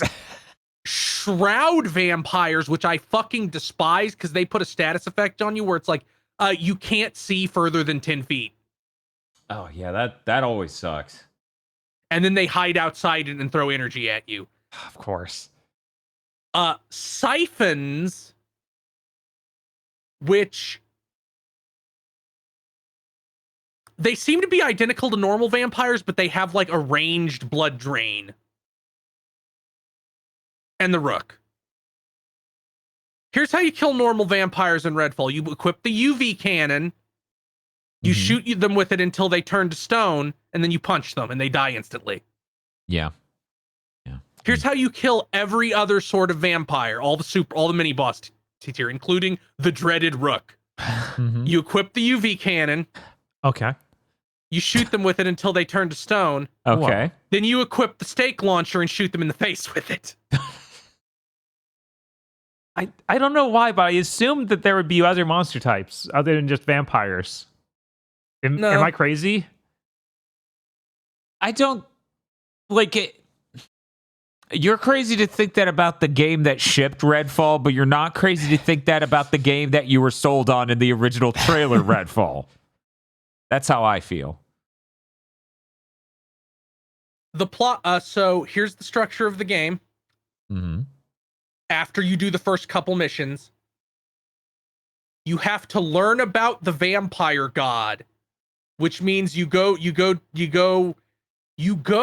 and go into their big think dimension, their mind palace. Okay.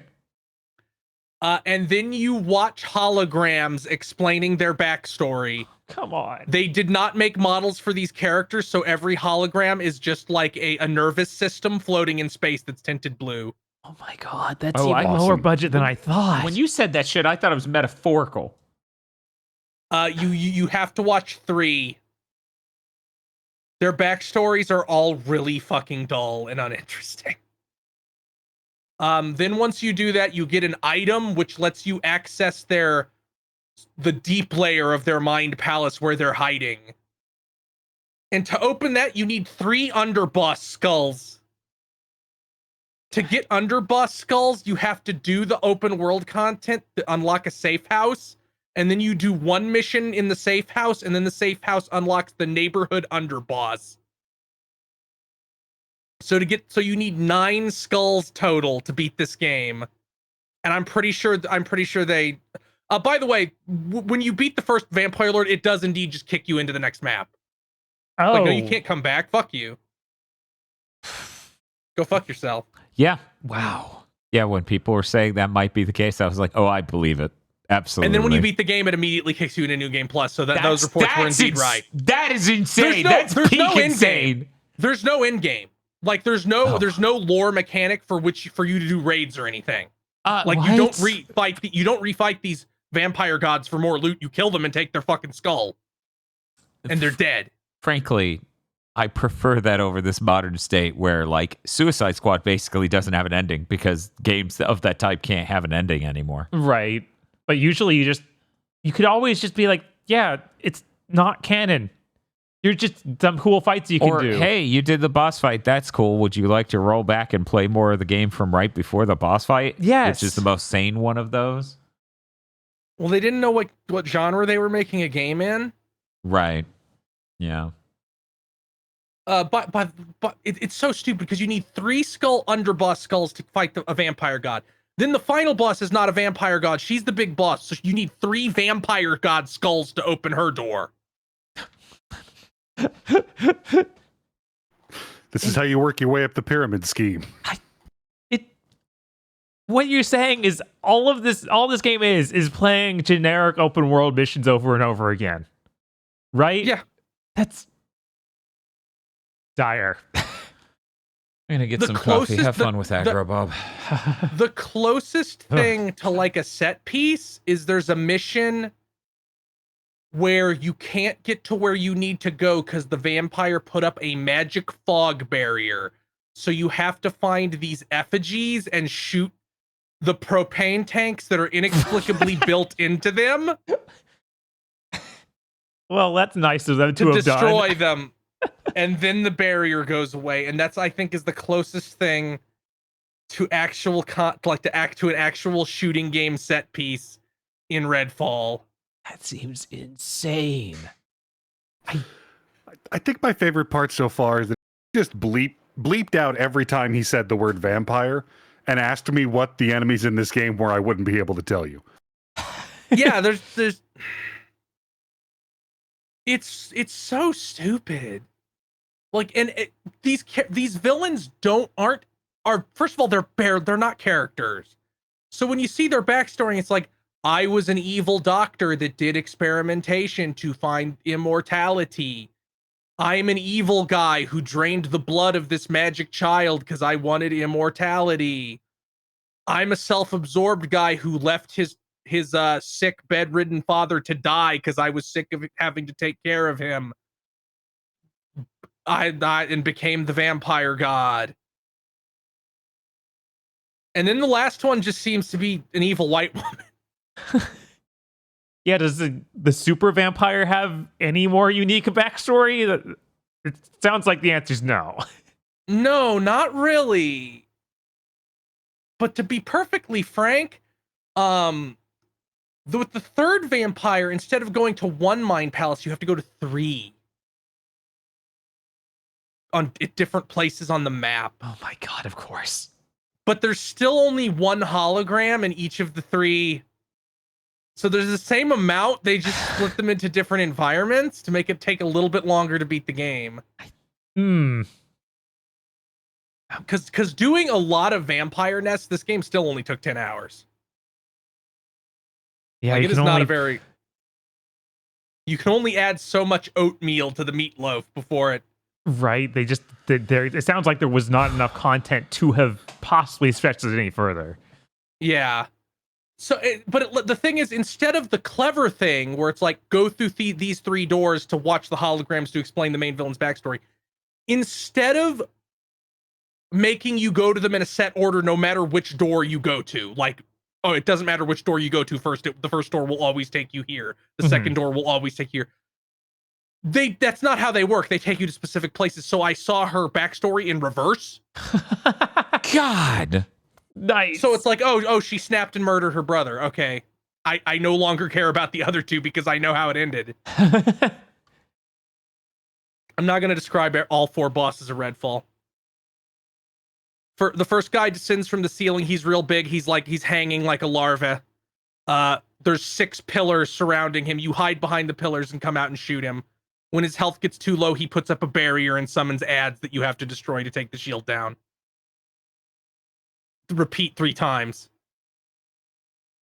Gonna put those last 2 segments on buttons on my stream deck for streams. When their health gets too low, they put up a barrier and summon ads.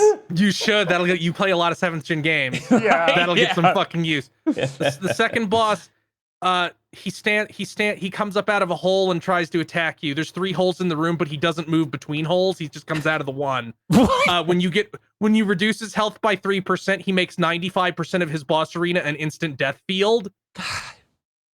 So you have to realize that and stand on any object until it goes away, and then he pops out of a different hole. He only moves per phases. So I just stood behind this one really safe spot and just shot him from it the entire boss fight. The third boss, she comes down and attacks you and you shoot her. Then she goes up and becomes invulnerable and summons a statue that you have to shoot propane tanks on to destroy it. and while that is happening, she summons ads to obstruct you from destroying the statue. Do this 3 times and then she's dead. It's the fucking Planet of the Apes 2 goal, but instead of a nuclear bomb, it's a propane tank. They keep summoning these propane tanks. Then the final boss is a circular arena with 3 buttons. There are enemies on the circular path. More enemies don't spawn. You just kill the enemies that are there going through it and press each 3 buttons, and then she's dead. Man, it sounds like we should have pre-gamed for Resistance 2 with Redfall, Bob. It would really go up in our estimation. Right? It's insanely funny because in this... So it's like 1 or 2 normal vampires, but mostly these mini boss vampires that are populating this final boss fight. But there is one rook who is a special rook because he's named the Totality. Ooh. Get that shit on a belt. Here's how I dealt with the Totality. I froze him with the UV lamp and then shot him with the stake launcher. But he doesn't die instantly because he's coded to only take 1/3 of his health and then move to the next button. My God. So I had to do it 3 times to kill him. I mean, he is a totality. It'd be really weird if you didn't. The final boss doesn't. You don't shoot her. She doesn't attack you. What? Or if she does, it just didn't happen in my playthrough. It's always entirely possible. There was some other mechanic that was supposed to occur in that boss that didn't. Oh my God. Do you think right now there's someone on Xbox who only plays Xbox games? And they're like, man, video games went to shit. And I'd rather get out than play a gay console like the Nintendo Switch. Absolutely. There probably was, but I feel like Microsoft has broken most of them. Like, Phil, I feel like, where's your barrel of psychopaths? Such is like pissed. I feel like if the only ones still left are the ones who can't back down because they made it their Twitter identity, and even a lot of those guys backed off. And that was the crazy moment when you saw a lot of those guys back off, and it's like, I thought it was ride or die with you guys. I thought you were diamond hands. You were supposed to hold strong. What the fuck's going on?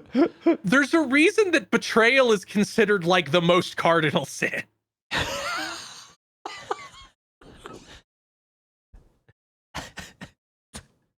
People can tolerate a lot before they feel like you betrayed them. Mm-hmm. Right, yeah. And then you kill the final boss, and Redfall is saved, and they do a pathetic sequel hook with showing a guy that you've never seen before go through one of the Mind Palace doors while the narration voice says, but it didn't start with them, and it won't end with them either. Oh no. Come on. No. Like, you don't think maybe you should have taken some of that post-launch development time and remove not have that? Yeah, right. By the way, this game has no cutscenes. They're all motion comics. The opening and ending are like painted motion comics, and all the cutscenes in game are we posed the models. Oh yeah, I saw a few of those when we played a little bit of it. God, It's like the 3D equivalent of Tom Goes to Mayor. it is. I honestly need to do just a little bit of co-op in Redfall to see one thing, because at the end of every mission cutscene that's just posing the models, there's a shot of your protagonist standing all cool, but then 3 random NPCs from the hub standing behind them. I need to know if they're swapped out with the other player characters if you're in co-op. Oh, that makes sense. Oh my god. I'm just imagining your player character is there at the post-game credit sequence, or whoever that character is, and they meet up with the guys from Legendary and his Griffin. Oh, yeah, we didn't talk about it, but the very ending of Legendary is just like, oh, they thought you died in the explosion, but you didn't, and neither did the girl, and they thought she did, but you had other plans, and you have, like, the hand thing, and you're petting a griffin. It's like, what an epic fucking conclusion. The world's overrun with monsters, and you like them. Even though you spent the whole game murdering them. You're now just like, maybe griffins are based. Man, there's like, I feel like until the MCU craze, Hollywood movies did not have the insanely bad ending teaser for sequels that games nonstop had for almost 2 whole decades now. Yeah. It feels like every motherfucker in the room would have stopped you from doing the sequel teases I often see in video games in a movie. They would have been like, hey, what if instead you didn't fucking do that? Oh, you already shot it? I don't care. Right? Like, it does seem crazy. And it feels like only the worst games, the games you know will never get a sequel, have these. I feel like honestly, we have more sequel teases than we have not. I think the vast majority of video game endings have sequel teases, but they're not obnoxious and stand out if your game was good. Yeah, see, that's what I was about to say. Like, you hardly register it if a game with a well-developed story that naturally had it dangling plot threads has some sort of teaser like, hey, we didn't forget these dangling plot threads. Right, like, meanwhile, everybody's like, what the fuck is that when you have the Morbius shit with him going, intriguing. Intriguing. Yeah, no, like, that's the thing. You remember Morbius, when you think back on the game Spider-Man 2, you don't go, and then there was that weird hook for a sequel at the end. Because it was natural, and the game was good. Right. It wasn't Morbius man going, intriguing, like he's fucking Zoolander.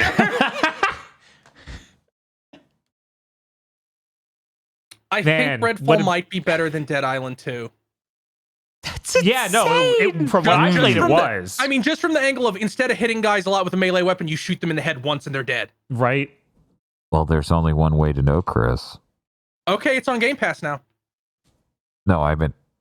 Wait, Dead Island 2 is already on Game Pass? Yep. That game sold like 10 million copies or something. And they've realized they were done. All 10 million of you bought it. We'll take the Microsoft check now. Right? They probably looked at their numbers and realized, yeah. I almost bought Immortals of Avium this week.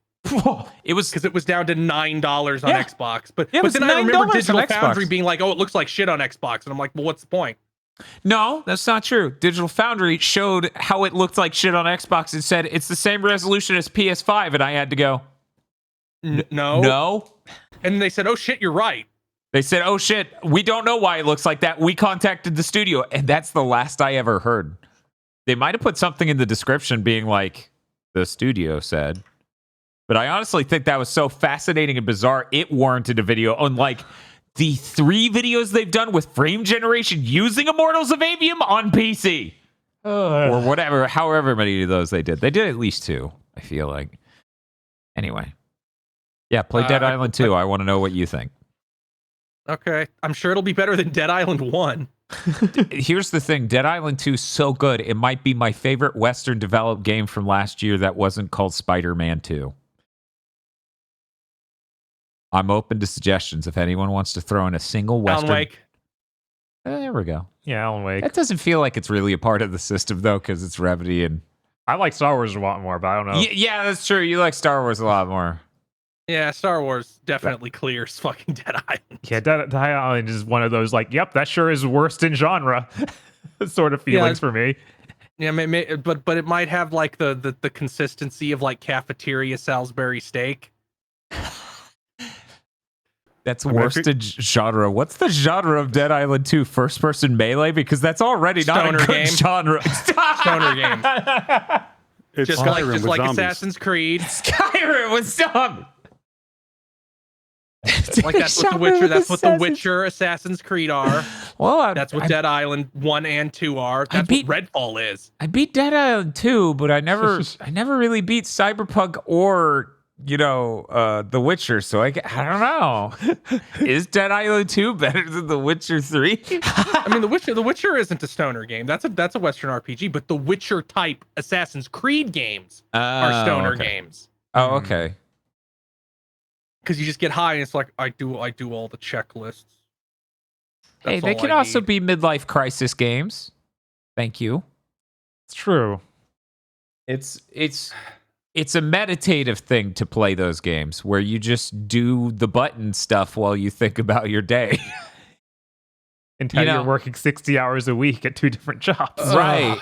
Right. Yeah. It's basically the mildly positive version of what I went through with horrible bosses. I knew a guy when I worked at Target who had 2 jobs because he literally said, I have to have 2 jobs or I keep going to jail. Yeah, we talked about it because the reason you brought up that guy is because I brought up the military dude I knew who had a job outside of just being a military guy because he said if he did it, he would spend all of his fucking money. But he was too old to play games, so he was a movie guy. He'd just walk through the Target DVD rack and be like, I haven't seen this movie.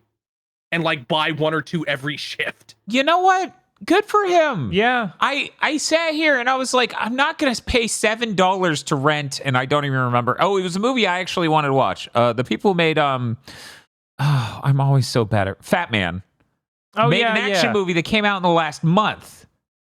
Yeah, no, I was interested in seeing that. Yeah, too. me too. It's for rent already on Amazon, so you can rent it for $7. And I'm just caught in this limbo between if I'm going to spend money on it and it's not at a theater, I want to own it on a physical format. Yeah, of course. Yeah, that's also how I feel. I would never digitally rent anything. But I also want to see it now. Buy a movie.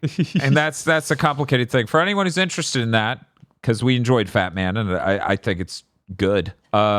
Red Right Hand is the name of it. Orlando fucking Bloom is in it. Oh. Yeah, if you don't know what Fat Man, it is a movie where Mel Gibson plays Santa Claus and a small evil child who genuinely seems like he is based on Ben Shapiro sends an assassin to kill him for giving him coal, and the assassin is fucking Walter Goggins. It's a good time. So anyways, Red Right Hand looks like those directors, because it's both of them. It's the Nelms brothers. They went to make The Last of Us, seemingly, except for no zombies. Oh, all good. southern atmosphere and violence. Oh yeah, this movie. I saw the trailer for it. I remember now. Yeah, it looks really fucking good. So I'm torn between. That's I the one want to where watch Orlando it now. Bloom is Joel. Yeah, That's too funny. it is fucking awesome. He's like a really good, like, hot Cajun Joel. Yes. Yeah, no, it's so yeah, I'm torn between if I spend money on it, I either want to be in a theater or own it physically. So, Yeah, I assume it just didn't go to theaters. no, it did. Okay, I don't know how close to us it It went. probably Right. wasn't a wide release. Yeah, I didn't hear anybody talking about it. So Which fucking sucks because Yeah. like their movies are good. Dear Hollywood system, can you let anyone in to make a good film? Thank you. Please. but I did play other things. I played the okay. Final Fantasy VII Intergrade Yuffie DLC intermission. Yes, we figured it out. It's pretty different from the base game. You can't control the other guy. You can only control Yuffie. The way she works is you throw her boomerang at guys with triangle, and then she becomes and then she uses ninjutsu to attack them from a distance. And you can use one of her ATB skills to make the ninjutsu any element you want. so you don't have to worry about putting a bunch of different elemental material on her because you can always hit them with an element. She also has a perfect guard, and some of her upgrades are like, if you perfect guard, you get a free cast of barrier. If you use perfect guard, you get a free cast of mana wall that, halves your incoming damage. Mm-hmm. It's kind of padded out, but it has like 3 full scale, like real, we designed a big set PC boss battle like the base game has. This is where they put the Dirge of Cerberus characters. Yes. Mm-hmm. Yeah. This is my first experience with them because I've never fucking played Dirge of Cerberus and won't until they remake it, which presumably they will happen next year if it works the same way as it worked first time. Or was it 2 years? Was it 2022 or 2021? I think it was 22. Yeah. Yeah, so it'll either be next year or the year after. Who do you think they get to make it? I don't even know who did the remake of Crisis Core. Yeah, I assume. Well, it could be a shadow developer, but presumably that was made internally. Maybe. But this is so much more thorough. It feels like even than that because they have to make a good feeling shooter. So, yeah. Something about your people are saying Tosei did Crisis Core, which is funny because Tosei is someone I brought in for Armchair Devs. Yes, of like, it is. They're gonna make my game, and everyone's like, "Who the fuck's Tosei?" And I'm like, "You would know if you studied game development history of Shadow Studios in Japan." But yeah, I am banking on Hexadrive because they did make shooters. Yeah, they made Third Birthday, right? Yeah, so it should be Hexadrive. And so then the I'll guy win. you team up with a character that you've never known before called Sonan Kusakabe, who is a ninja from Mutai like Yuffie. I don't like his face at all. Oh, that's wrong. It looks fine, but like there's just something about like a Chad-like guy who exists like in the space between Cloud and Barrett size-wise. Like he just has this like weirdly Giga Chad aura to him that looks almost comical.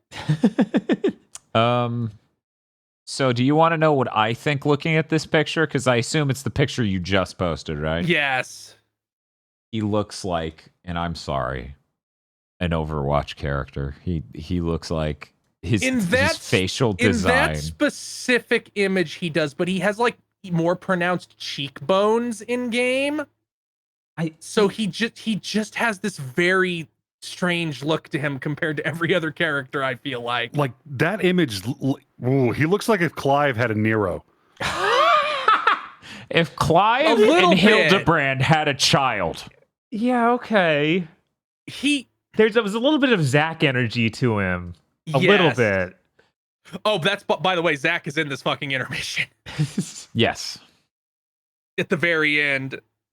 But yeah, I feel like, okay, we get Hildebrand and Clive, and it all makes sense. Anyway, he's a character that you've never heard of before, so guess what fucking happens? I can't tell. Go on. But if Rebirth is like an upgrade combat wise from this, I'll probably be pretty happy because I thought this was an upgrade from the base game. It is funny how if Yuffie dies, he immediately kills himself to revive you. He has a move called self-sacrifice that he uses instantly to bring you back to life because you can't control him. Right. Yeah, I guess that makes sense. Although you do get a couple team up moves with him that come from materia. You also get an entirely new minigame, which I like more than any of the minigames in base remake, which is it's like a Fort Condor board game. Yeah, that thing's cool. So the very first night I booted it, I'm like, well, I will play through this DLC. I know it is not that long, and I played 4 hours of Fort Condor. Because you can do it all right at the start of the DLC. It's just like, no, go play Fort Condor. There's like 8 people that you can play it with. One of them is Roche. Oh. He's just there hanging out, combing his hair in front of his motorcycle. He's like, yeah, I play a really fast deck.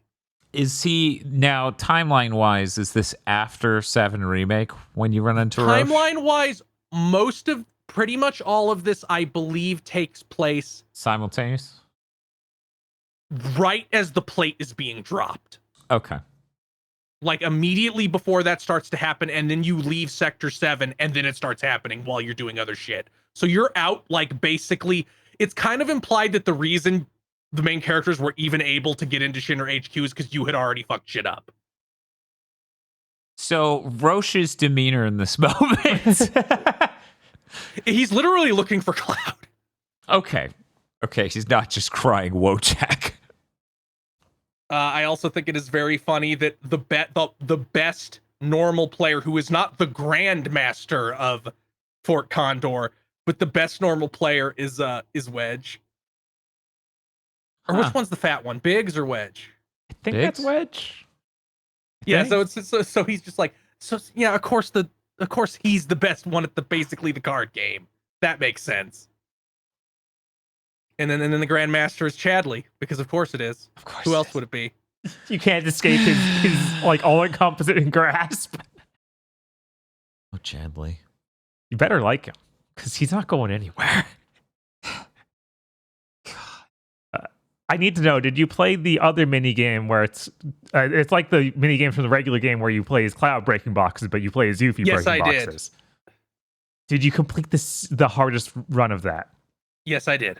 Incredible. I think that's the worst part of that game. Yeah, you were so annoyed by that It shit. took me like 4 tries, but I did do it. You just gotta memorize where every single box is and remember to always I did get screwed twice. Like I almost had it down on my second try, but then Yuffie's like, I don't know what you want me to throw at. Uh-huh. It drove me insane. Oh yeah, no, that was not 4 tries for Bob. No, I don't even know if I beat it, because it just got to the point where it was like it's not responding to my inputs at all. So. And it's like, oh, I got the experience up materia. I'm pretty sure I'm almost at the end of this DLC, and I'm not gonna play it on hard mode. Right. So not really sure. What the Not sure this makes any fucking sense. Hey, Square Enix, why do I have to upload my save data from the PS4 version and then download it from the PS5 version? Why can't it just convert the save data that's on my PS5? Because Sony sure didn't make some tools for devs to use anywhere near launch. Yep. It was like one of the things they resoundingly fucked up about making a new console. Because I wanted to get my clear data over just in case that 7 Rebirth gives you a candy for having a completed remake data, which I think it does. I think all it cares about have to not care.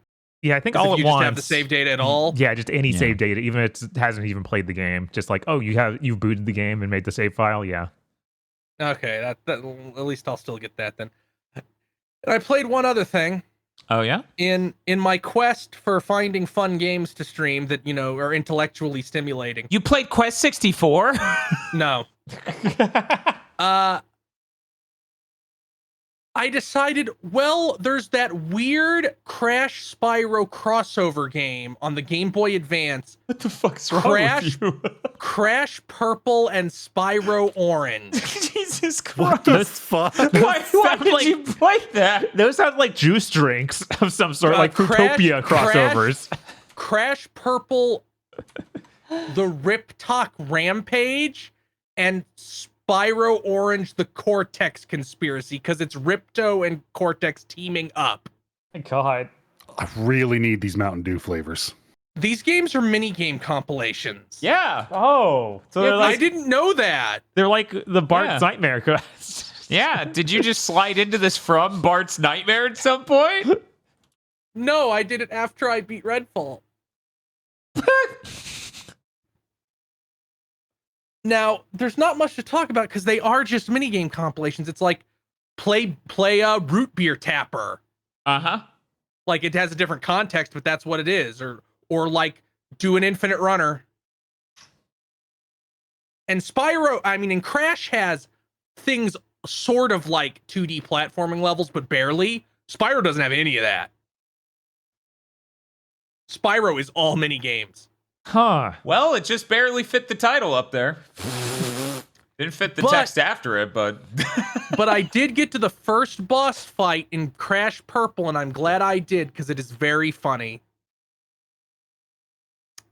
It is Crash and Spyro attempting to kill each other with Molotov cocktails. yes. feel like that's really effective on one of them more than the other. Yeah, the dragon? Yeah. No, wait, the other way. Oh. Crash is on a rickety wooden platform and Spyro is on a castle. Somehow the Molotov is equally effective against both platforms. Uh-huh. And you're just throwing Molotov cocktails at each other, trying to make the other one fall in a hole. Yeah. We actually played these on a retro roulette a long ass time ago, and they were mind bending in the level of what the fuck did you make? Why these characters? Why these mini games?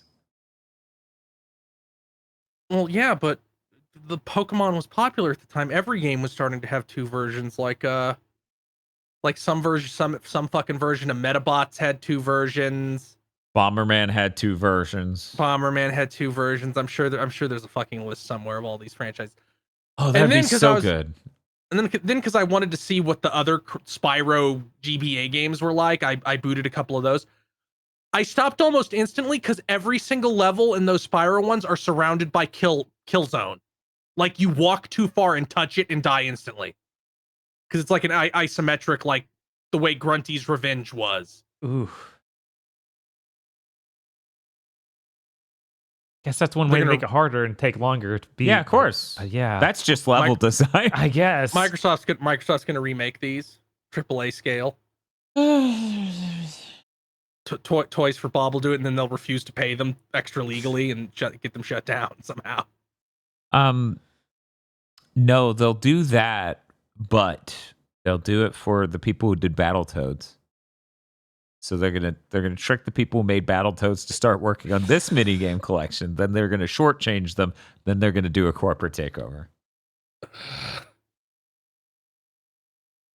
Video games.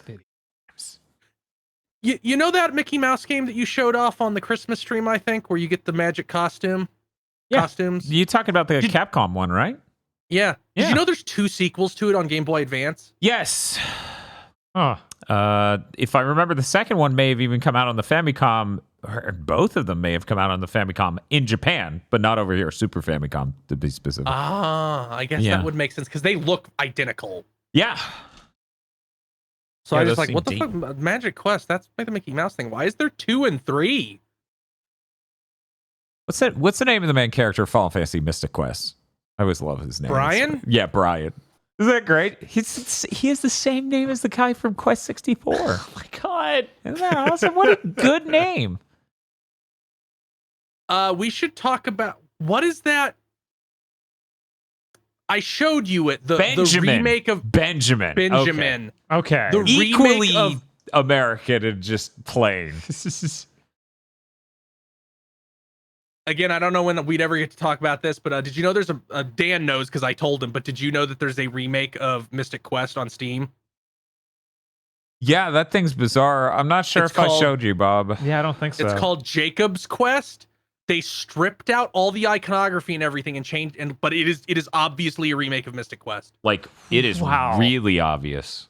Like, really obvious. And how funny is it that they chose yet again a really plain name, Jacob? Right, you kind of have to. If I assume this was a fan project turned into a real game. I think it was I think it was an official thing they started work on and even maybe got close to done without getting like papers signed by Square. It was going to be a phone thing, I think. Oh. Yeah, let me just put this up. For anyone who's played any amount of Mystic Quest, that should pop instantly as like, holy shit, that is obvious. So here's how that looks. That is just fucking Mystic Quest. Like, that's not... And I know what you're thinking. You're like, Dan, that's a battle screen. Can you really tell that much about a game from the battle screen? And it's like, well, what if I told you the overworld somehow looked even more like Mystic Quest? Huh.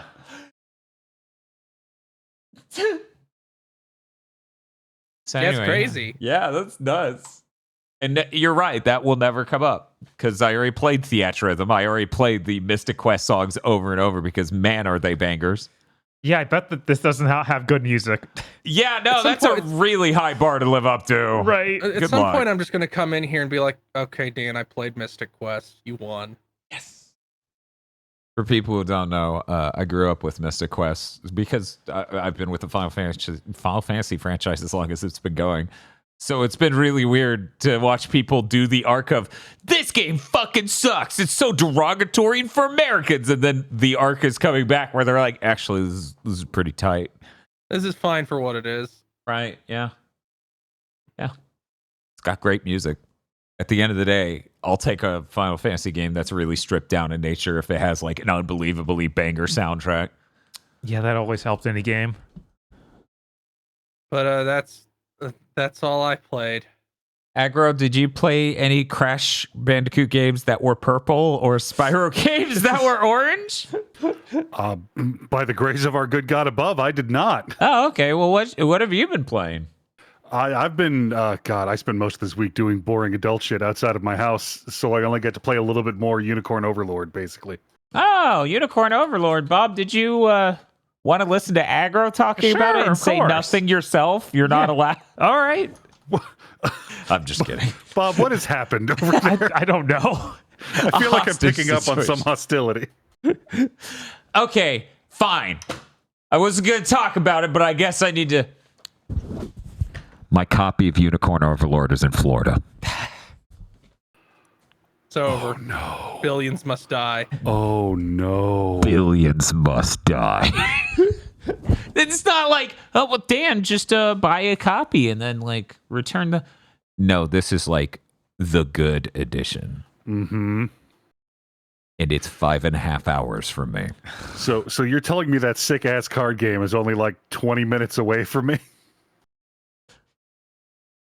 You could have no. Aggro send it to you, and then you. Based on what he just said, you think I should trust him? I would. Sometimes the act of trust can be a shackle. Aggro, would you consider yourself one who could be shackled by trust? Baby, How you give me a religious are Unicorn you? Overlord deck building game, you can shackle me to whatever you want. Okay, you two. How's Unicorn Overlord? It's really good. Get you real It's high. so good. Oh. God damn it. God damn. What, like this game, I didn't expect the broad variety of stuff to do in it, because it's like a tactics game. You just do the levels, right? No, there's a fucking Chocobo hot and cold game in which you can dig up treasure maps that are just basically chocographs. Mm-hmm. This game will not stop machine gunning new characters at me. Like it in the early part of the game, it tells you like, hey, these are forts. This is where you can recruit mercenaries, and different forts have different types. And as you unlock new forts, you get new types of mercenaries. And I don't know why you would need mercenaries. The game won't stop throwing named characters at you. Yeah, I recruited one mercenary in the entire game so far, and that was just because I didn't find a Griffin Rider, and I guess I just missed the mission where I got one. Yeah, I didn't do that till way later. Like the only other mercenary I got, like I went to look at the menu to see what it was about, and it was a hoplite, the guys with the huge shields. It'll give him like a random name and a random color pattern, and it gave him gold armor with white cloth and named him Clement, and I'm like, yes, God wills it. Hired him on the spot. The way this game keeps mixing up the formula of build unit, go fight other unit, capture fort is astounding. Like I keep doing missions where it's like, hey, I know those guys. If you can get the unit I'm in to those guys first, maybe I can talk to them and they'll all switch sides. And then that doesn't work the second time he tries to do it. Yeah, but it was pretty good the first time.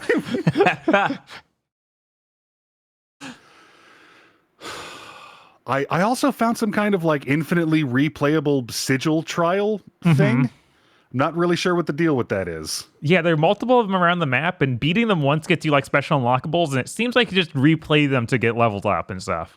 Yeah, I figured it might be just a grinding area. There's all manner of, like, hey, go find the 5 of these hidden on the map somewhere, and there's just so much to do. It makes my brain so happy.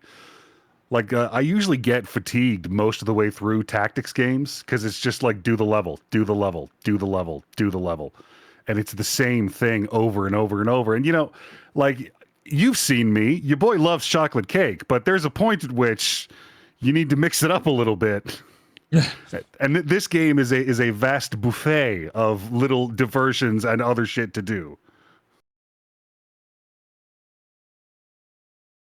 Yeah, like every time you free a town, it has encouragement to go find a bunch of resources that town wants, and if you do that, you can then station a guard at that town. So after every battle, you get more resources to go fix more towns.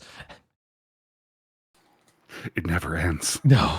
There's also, like, in addition to all of the classes, which that list keeps expanding, like I said, it keeps throwing named characters at you, and some of them have, like, unique classes that are just them, like Dark Marquess, parentheses, Axe.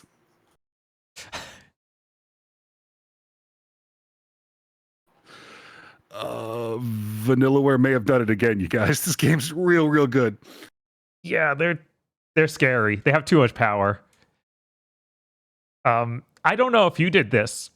Before saving the priestess, I did literally everything I could. I found a couple things after that I had missed, but I did a lot. So by the time I went into Drakengard, I'm like, I'm sorry, the enemies are what level? Right. But yeah, no, once I did all of it, the like Joseph, your advisor is like, I can't believe you did this. You freed the entire continent. I think we could definitely save her now. Oh my god, that's so good. I even unlocked the missions like, it's called Unicorn Overlord. It's level 40. You can go try and beat the game. Dude! Oh yeah, like because the capital's in the middle there, and if like I've got like 3 different start points from repairing bridges where I can start that mission. I learned a fun thing about the cell swords, the Lance Connect. Their valor skill that summons warriors. They'll just summon an AI unit on the battlefield. They summon a unit that is leveled to the battle you're in, not you. So you can go into like the level 40 battle with a bunch of cell swords, spawn level 40 AI units, and soften them up a little bit. And then still get wrecked, I assume. I mean, like, the great thing about this game, I haven't played against a lot of really high level stuff, but it seems to me that if you're smart, you can get away with a lot of horse shit. Yeah, you do have massive buffs for if you type match right. And there's so many different ways to type match, Jesus. And like at the end of longer battles, when you're killing a lot of enemies, you're stacking valor points, and some of those just direct damage skills will wipe whole groups if they're stuck together. It's real good. It's a real good game. I cannot wait months from now to start seeing the absolute cracked nonsense actual theory crafters get into when they get to the bottom of this.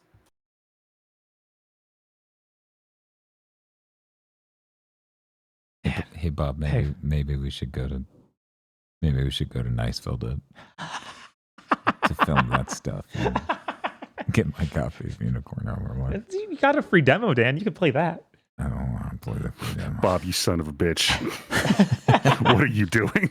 Get this man to Niceville. Come on, Dan. It's only 11 hours of your life. Yeah, it's just 11 hours of my It only life. involves you going back to Niceville where you have to eat the entire menu of Fazoli. Just to be clear, we never promised that. Not the entire menu. Right. That was something I made up as origin. It would be funny to leave the entire menu of Fazoli's in the Crystal's trash can. And you also get to try sous vide coffee. God, I forgot actually. Thank you for reminding me. Sous vide fucking coffee. Oh yeah, here we go. Bob hated it. Dan will be like, I have to get one of these now. I have to get the things to make it. See, the context for people who didn't see my tweet, because Tosh had it. If I didn't tell her today, she would have been surprised tomorrow when I showed up. I got a coffee grinder. Did you? No, I didn't see the tweet either. Oh, yeah. No, I assume it was like at 10 a.m. or something. I don't know what it was. I don't know. But basically, my solution until now to make cold brew, which is so fucking tasty and way cheaper than buying cold brew. Mm-hmm. And I don't even mean just from Starbucks. Even buying like a thing of Stoke is like really expensive. Yeah, it only works for me because I drink so little. Right. Well, I mean, even still, like that canister makes 2.5 decent sizes of cold brew, and it's $9. Stoke's is like $7. It's about $6, yeah. Right. So that's a lot more out of that than you get from a Stoke. Right. And I frankly like how that tastes more. But one of the things is like we've been going to Trader Joe's to do that because for whatever reason they're the only place in town that both sells whole bean coffee and has a coffee grinder. So that way you can get the AeroPress level of grind for the AeroPress stuff and coarse grind for cold brew because of how that works. I figured just get the grinder. Now I don't have to worry about where I get it from. Mm-hmm. I could even order some stuff online or whatever. Right. And then I did a bunch of research. It was like, you can get this, but then it sure gets some of the grinds in that size, and it's really just a shotgun blast of not being consistent at all. And I'm like, who spends $100 on a coffee grinder that's nowhere near consistent? Like, nowhere near consistent. That's fucking insane. At that point, why did you buy it? Throw that shit in a food processor. You could fucking do that. So yeah, I bought a nice coffee grinder. It's a conical burr thing. For the person who posted in food posting the exact coffee grinder I got, yes, I got that one. Yeah, you do the research at fucking every review site's just like, yeah, this is the one you get unless you want to go really crazy. You can do that if you want. And I'm like, I don't. I was here when you were shopping for them, and they kept talking about the conical, like the conical burr. Yeah, the conical burr. Grinder, All yeah. you're like, yeah, it's drop into the conical pit. Yeah, I'm gonna get a sticker of Trap Hitch and slap it on the side. Be like, get fucking bird, bitch. Trap Hitch has been waiting for days for me to feed it coffee beans. Anyways, yeah, dumb coffee journey continues. I really don't think the sous vide thing's gonna hit me in a way other than, okay, thank you. Right. Oh, other thing I want to say about Unicorn Overlord. Yeah, of course you do. It has that mechanic like Fire Emblem does, where if you have the guys in a team, they will unlock a unique conversation. Oh, neat. But weirdly, they aren't voiced. Mm-hmm. So it's just text dialogue, and you have to be standing in certain places for each conversation. You have to be on your honeymoon. Some of them is like, okay, that makes sense. A lot of the times it's just like, no, this had nothing to do with that environment. I haven't unlocked an environment yet, so they're like, we can't do this conversation yet because we can't go. You need to go talk there. Weird. Yeah. All right. But even better than just being in a unit together, you can also take them to the tavern and enjoy a Vanillaware meal. Yes, I've only done it once, but that looks immaculate, and I don't think I'll worry about who's in each team anymore because that's way cooler. It's going to be crazy when Delicious in Dungeon gets a Vanillaware game based on it, but it takes the next 9 years to come out. That game already exists. It's called Dragon's Crown, and it's immaculate. That is what I told Tosh when she was like, imagine if Vanillaware made a Delicious in Dungeon game where you could make food for the monsters. So I'm like, that is not to nitpick, but literally what you do in Dragon's Crown. Dragon's Crown is so cool, you guys. You should go play Dragon's Crown if you haven't. You kill an owlbear, and then in the Someday interstitial. I'll need to play that. Oh, you haven't played it? That game's like one of that's no, the PS4 version. I bought it on PS3, never played it. Then I bought it on PS4 and never played it. Hey, Jesus. well, that's fine because it's 4K on PS4. It literally, with the PS4 Pro came out, it had the proper update, so now you get to play it completely crisp. Once I knock off a few more of these Donathon goals, I'll be like, the only way I'll play it is if I stream it. Oh, it's so good. It's such a fucking good game. Jesus Christ. That's like seriously in my top list of games of all time. Yeah, I wish they had more throughput. I would love another one just with new classes. Same. Like, that would be incredible. Yeah, good lord. Like, that game is literally game of a generation for 3 fucking systems, PS3 Vita and PS4. Man, I hope now that they've done these 2 sick games, which, by the way, Unicorn Overlord is selling so well that in Japan they're like, we can't keep it in stock. We're out. I know. Everywhere I is laughed out. so hard when I Thank saw God. that. It was like, Which dude, is good. awesome. Which is good because they almost ran out of money to continue existing making it. Yep. yeah, that Like fucking, every time. that fucking comment of like, we ran out of money again. Yeah, it was like this is the exact same thing that happened with 13 Sentinels. Can you do Muramasa now, please? Like the way you did Odin Sphere, but it's Muramasa. That's the only thing you haven't done yet. You already did Grim Grimoire, even. I'll Yeah, be honest, that's please. the only way I'm playing Muramasa. Yeah. At this point, it feels like a philosophical standpoint that I must hold. I played some of it on Vita, but I'm like, man, I don't really care. And fucking nobody played it on Wii. Like, Jesus Christ. Yeah, I I think it wonder was how many me. people even remember that it was a Wii game first. Yeah, I think it's just Bob, and that poster's from the Wii one, right? I think it is because that's Yeah. had the bigger 'Cause I couldn't marketing pull. imagine them pushing that out for the Vita. Right. Vanillaware sure is one of the best in the biz. Yeah, they I can't believe how many characters are in this. Like they all reuse almost all of them reuse the same body types from generic troops, Mm-hmm. but there's so many. It's ludicrous. That's what Fire Emblem does, and Vanillaware has a hell of a lot more of an excuse to do it than Fire Emblem. Right? I'm like, I'll go on Monday, and then Bob says one more thing about the game, and I'm like, I'll go now. Just get in the car and leave. I can just grab it, pick it up, be back, sleep 2 minutes, and then we go right into Friday's stream. Spider-Man. Wish I fucking slept, Spider-Man. I guess we should also talk about what we're doing. Oh yeah. So we're streaming because we're in a post Madam Web depression. We figured, hey, we might as well play Spider-Man 3 and see what sort of amazing things made it into the game but not into the film. Because that game was developed parallel to the film being made, and there were some script changes that made it in time for the film, but maybe not the fucking game. That's really interesting. I wonder how much bigger of like a role Sandman has. So I know that's what Sam Raimi actually wanted to make, a Sandman movie, not a Venom There's movie. already more Venom shit, which is weird. That is weird. Obviously, we're going to have to pregame with the movie tonight. Mm-hmm. Once these podcasts are done, we're going to have to watch the Spider-Man 3 Sam Raimi. I'm weirdly always up for watching a Sam Raimi, basically anything, with Spider-Man movies especially. Yeah, it's like, hey, you want to watch Darkman? I wouldn't thought of watching it, but sure. Let's go. Yeah, if you want to go. watch that Western he did, yeah, of course. Yeah. Sure. Yeah, why not? Honestly, you have to bring a pretty fucking awful movie to ask me, do you want to watch this? I'm like, no. One moment. Horrible Bosses 2. It goes down a lot. If a movie I've never seen or haven't seen recently. And while Dan thinks, on Saturday, I am streaming Silent Hill 1. Ooh. I've never played any Silent Hill other than roughly an hour of the first game when I was 11 and went, why isn't this Resident Evil? I'm taking it back to Blockbuster. Everything's so foggy and I move so slow and the melee's hard. It's even harder than shooting in Resident Evil. What's with this game? Yeah, having played like 30 minutes on some stream, I agree. Kid, you made the right choice. So we're gonna get through that.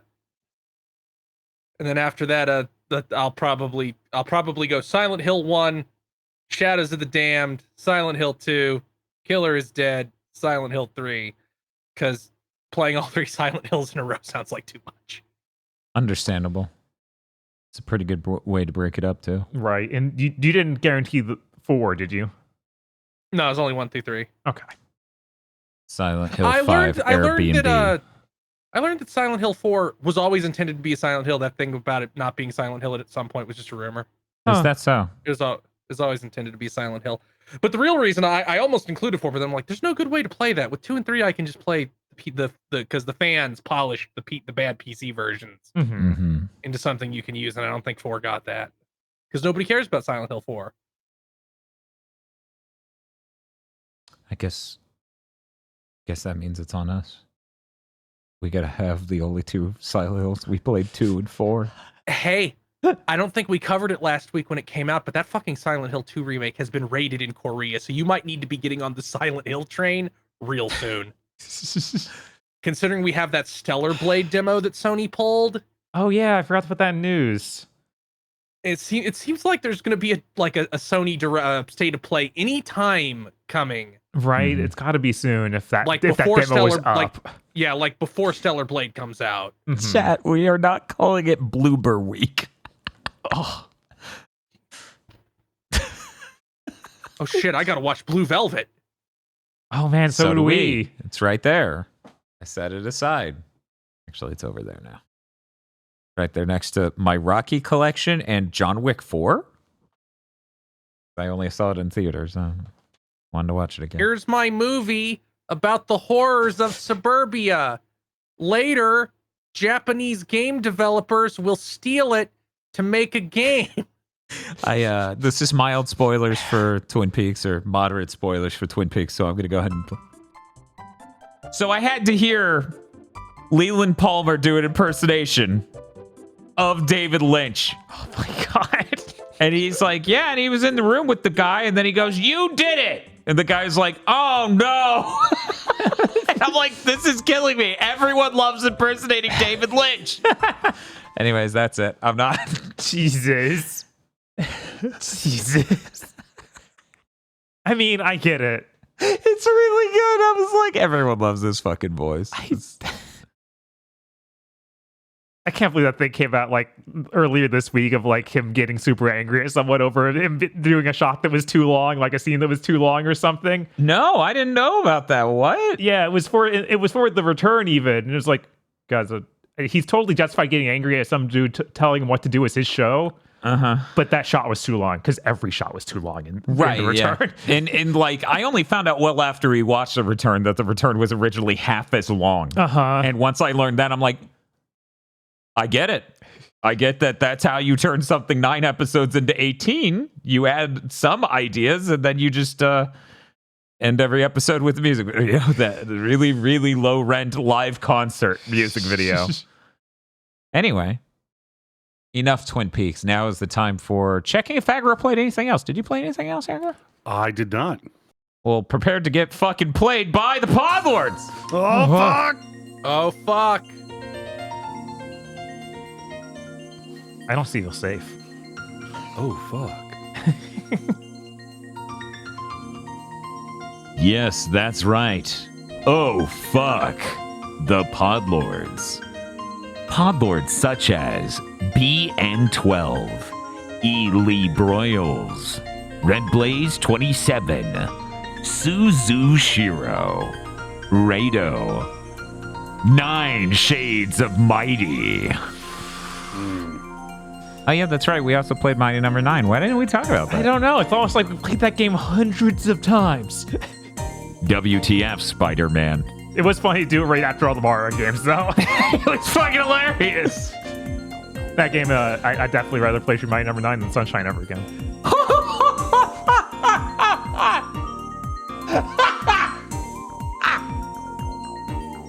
Mr. I Like Spam.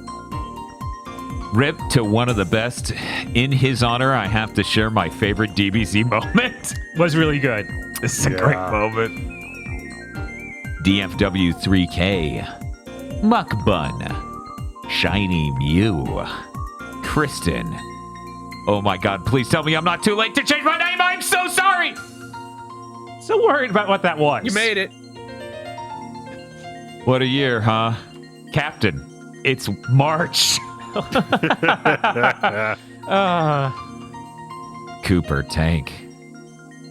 Rest in peace, Akira Toriyama. Your legacy will not be forgotten. Why does everything I get hyped for get canceled? Indigo Sykes. Gaijin. Evil Lucario. A raccoon that has beaten Rebirth and it took nearly 100 hours. You did all the open world stuff, didn't you? Yeah. They're like, ooh, Skittle. Ooh, Skittle. Ooh, Skittle. Skills are hard to resist. Shinji16 would like to remind you that you matter, you are valid, and you deserve to be happy. Okay, I now finally understand the angle. I was like, is his arm broken?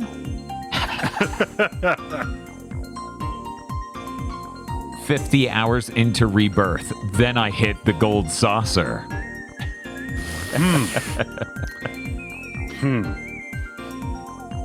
Limited run games finally shipping my game from 2022. Oh, come on. Better late than never. At a certain point, it's just insulting. Yeah. The Super Mim. Maybe I shouldn't order that Grandia. Yeah, probably not. The Hard M is taking a vacation this week. No plans. Well, that's relieving. Sarlene. The Noise is now playable in Pizza Tower, and he's truly the most horrid little freak in video games. No. Oh, I did play that. I completely forgot. Jesus.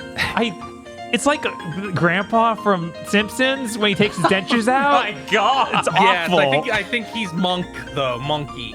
Oh my God. Okay. Yeah, he's got a bit of cursed dog energy there. Bearded Joe. Krungle Spum. Pleochrome. Chris is Hans Christian Anders. Equal parts cynical writer and sopping wet meow meow. Has a demonic girlfriend who uses sea monsters. Sporkle says you are going to transport that mass. They look such dog shit. Why didn't you just turn people into those characters and not give a shit? Your brand isn't that good. $25, please, a piece. $25. They're so fucking washed. An indie dev has now made Mighty Number 9 playable on the Vita and 3DS. You know what must be done, Dan. As far as I saw in the video, he just made like the test build. Yeah, he made like a half a level or something. Yeah, that's not. Yeah, that's not That's anything not worth playing. That's not the same. Me after the ending of Rebirth and knowing that it'll be a minimum of 4 years before the final part is out. 11 out of 10, by the way. Sick for the second time this year already. Getting a lot of use out of the James face. Sorry to hear it. Yeah. Oh, and sorry to people who can speak French or whatever. Guy de Rai? Saber.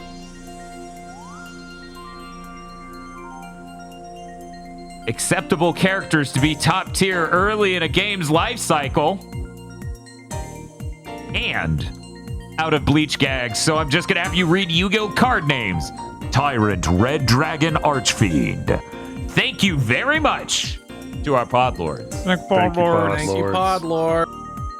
Thank you, Podlord! And if you'd like to become a Podlord, you can go to our Patreon at patreon.com/GB Podcasts. For as little as $5 a month, you get access to many benefits, such as early access to Chugging Bleach and Pokemon Go to the Movies, our 2 monthly anime review podcasts, extended content for other shows we do, such as Gamer Premonitions. Even though that if you haven't played Final Fantasy VII Rebirth now and don't want to play it but want to know what's in it, you can go listen to our extended premonitions for that game, where we tell you what is assuredly in it that we came up with a month before it actually came out. We're smart. You also get to fund a patron-funded show one a month, either a show where you get to vote on what good thing we watch, and then we have to talk about it, that's patron exclusive, or we just watch a bad thing and talk about it, and that's for everybody, but it is still patron funded. And patrons on those get a commentary track for the bad thing. You should watch Nintendo Quest with our commentary track. You should. In fact, the creator challenged us to watch their upcoming N64 quest, so now we gotta. Oh, no. How it works.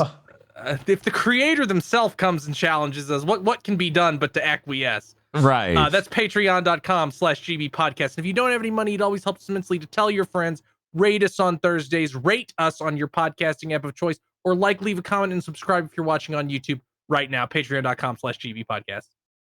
Hey, Bob, wasn't it really cool in 7 Rebirth when Sephiroth was like 10 minutes left in your 3rd trimester? What will you do with it? Oh my God. We have news! Oh my God. Not sure if you knew, the PlayStation 5 either got a beta or the final version of firmware 9.0. This drastically includes audio quality for both playback and the microphone in the DualSense. Yeah, I saw that roll out this morning. I did not get to mess with it much. Dude, though. it's like much better. Both in, like, because they cranked up the bit rate of the audio stream going to the controller to play out of the speaker, but also for the audio being recorded via your controller. Say you're playing with someone online, it has better, in their own words, machine learning AI to filter the sound of you pushing the buttons out of the signal entirely and increase the audio quality. It is kind of shocking. Yeah. If you want to hear it for yourself, Mystic Ryan over on YouTube actually does have a pretty long comparison video. And I honestly thought that was the more impressive part. Other parts of the update, interestingly enough, they changed the turning off your console animation. It now looks much fancier as the PS5 figure on screen forms out of sparkles before it. Yeah, I noticed that when I turned it off this morning too. It was like, that's new. Yeah. So anyways, that's pretty cool. It's really cool to see Sony just improve like the audio quality on that thing, because frankly, that was one of the parts of the PS5 where I was surprised the audio quality didn't really improve, from the prior console. Right. Yeah, but cool. Thank you. Please don't make a PS6 in 4 years. We really don't need that, and I feel like if you do that, you will look like absolute clowns. Actually, I had a thought during the insane fugue state that has been the last 3 or 4 days of my life. What if, because, at the end of 7th gen, a lot of people were like, do people want consoles anymore? Maybe they want phones. And they were shaken, right? Their faith, their understanding of the medium and the user base was shaken completely. And a lot of game studios and a lot of console makers weren't sure there was a real market for consoles going forward. What if the Switch 2 possibly clowning on the PS5 as it continues from here on out, and the Xbox coming out in 2 years, allegedly, like what they're planning right now is for an Xbox to come out in about 2 years and be insanely expensive and the largest leap in a single generation ever. What if both of those make Sony go, I don't know about the console market? Like, what if they get bluffed? Yeah, I don't know. I guess it's possible. Financial people are easy to scare. They are, but I feel like there's a chance that this will just be an obscenely long console generation, like the PS5. Fine. I feel like there's a real possibility that, like, yeah, maybe the PS6 will show up in like 2030, 2031. Because it's like you said, what is there to fix? Right.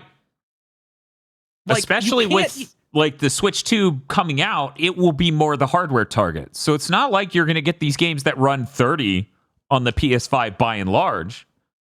You're going to have games that probably run 60 on it, 30 on the Switch 2, if not even better on like both. Like, so, I don't know. Sony is already like the reason that every PS4 game they release has to have a PS5 remaster. The reason that they're pushing this PC shit is they're already spending too much money. They can't spend even more for completely imperceptible fidelity increases. Yeah. So there's and frankly, like after the PS, like I'm fine with the PS5 Pro being the most powerful thing for like 8 years after it. Yeah, based on what we understand it to be, I'm also pretty fine with that. I do find it difficult to wrap my head around what is a PS6.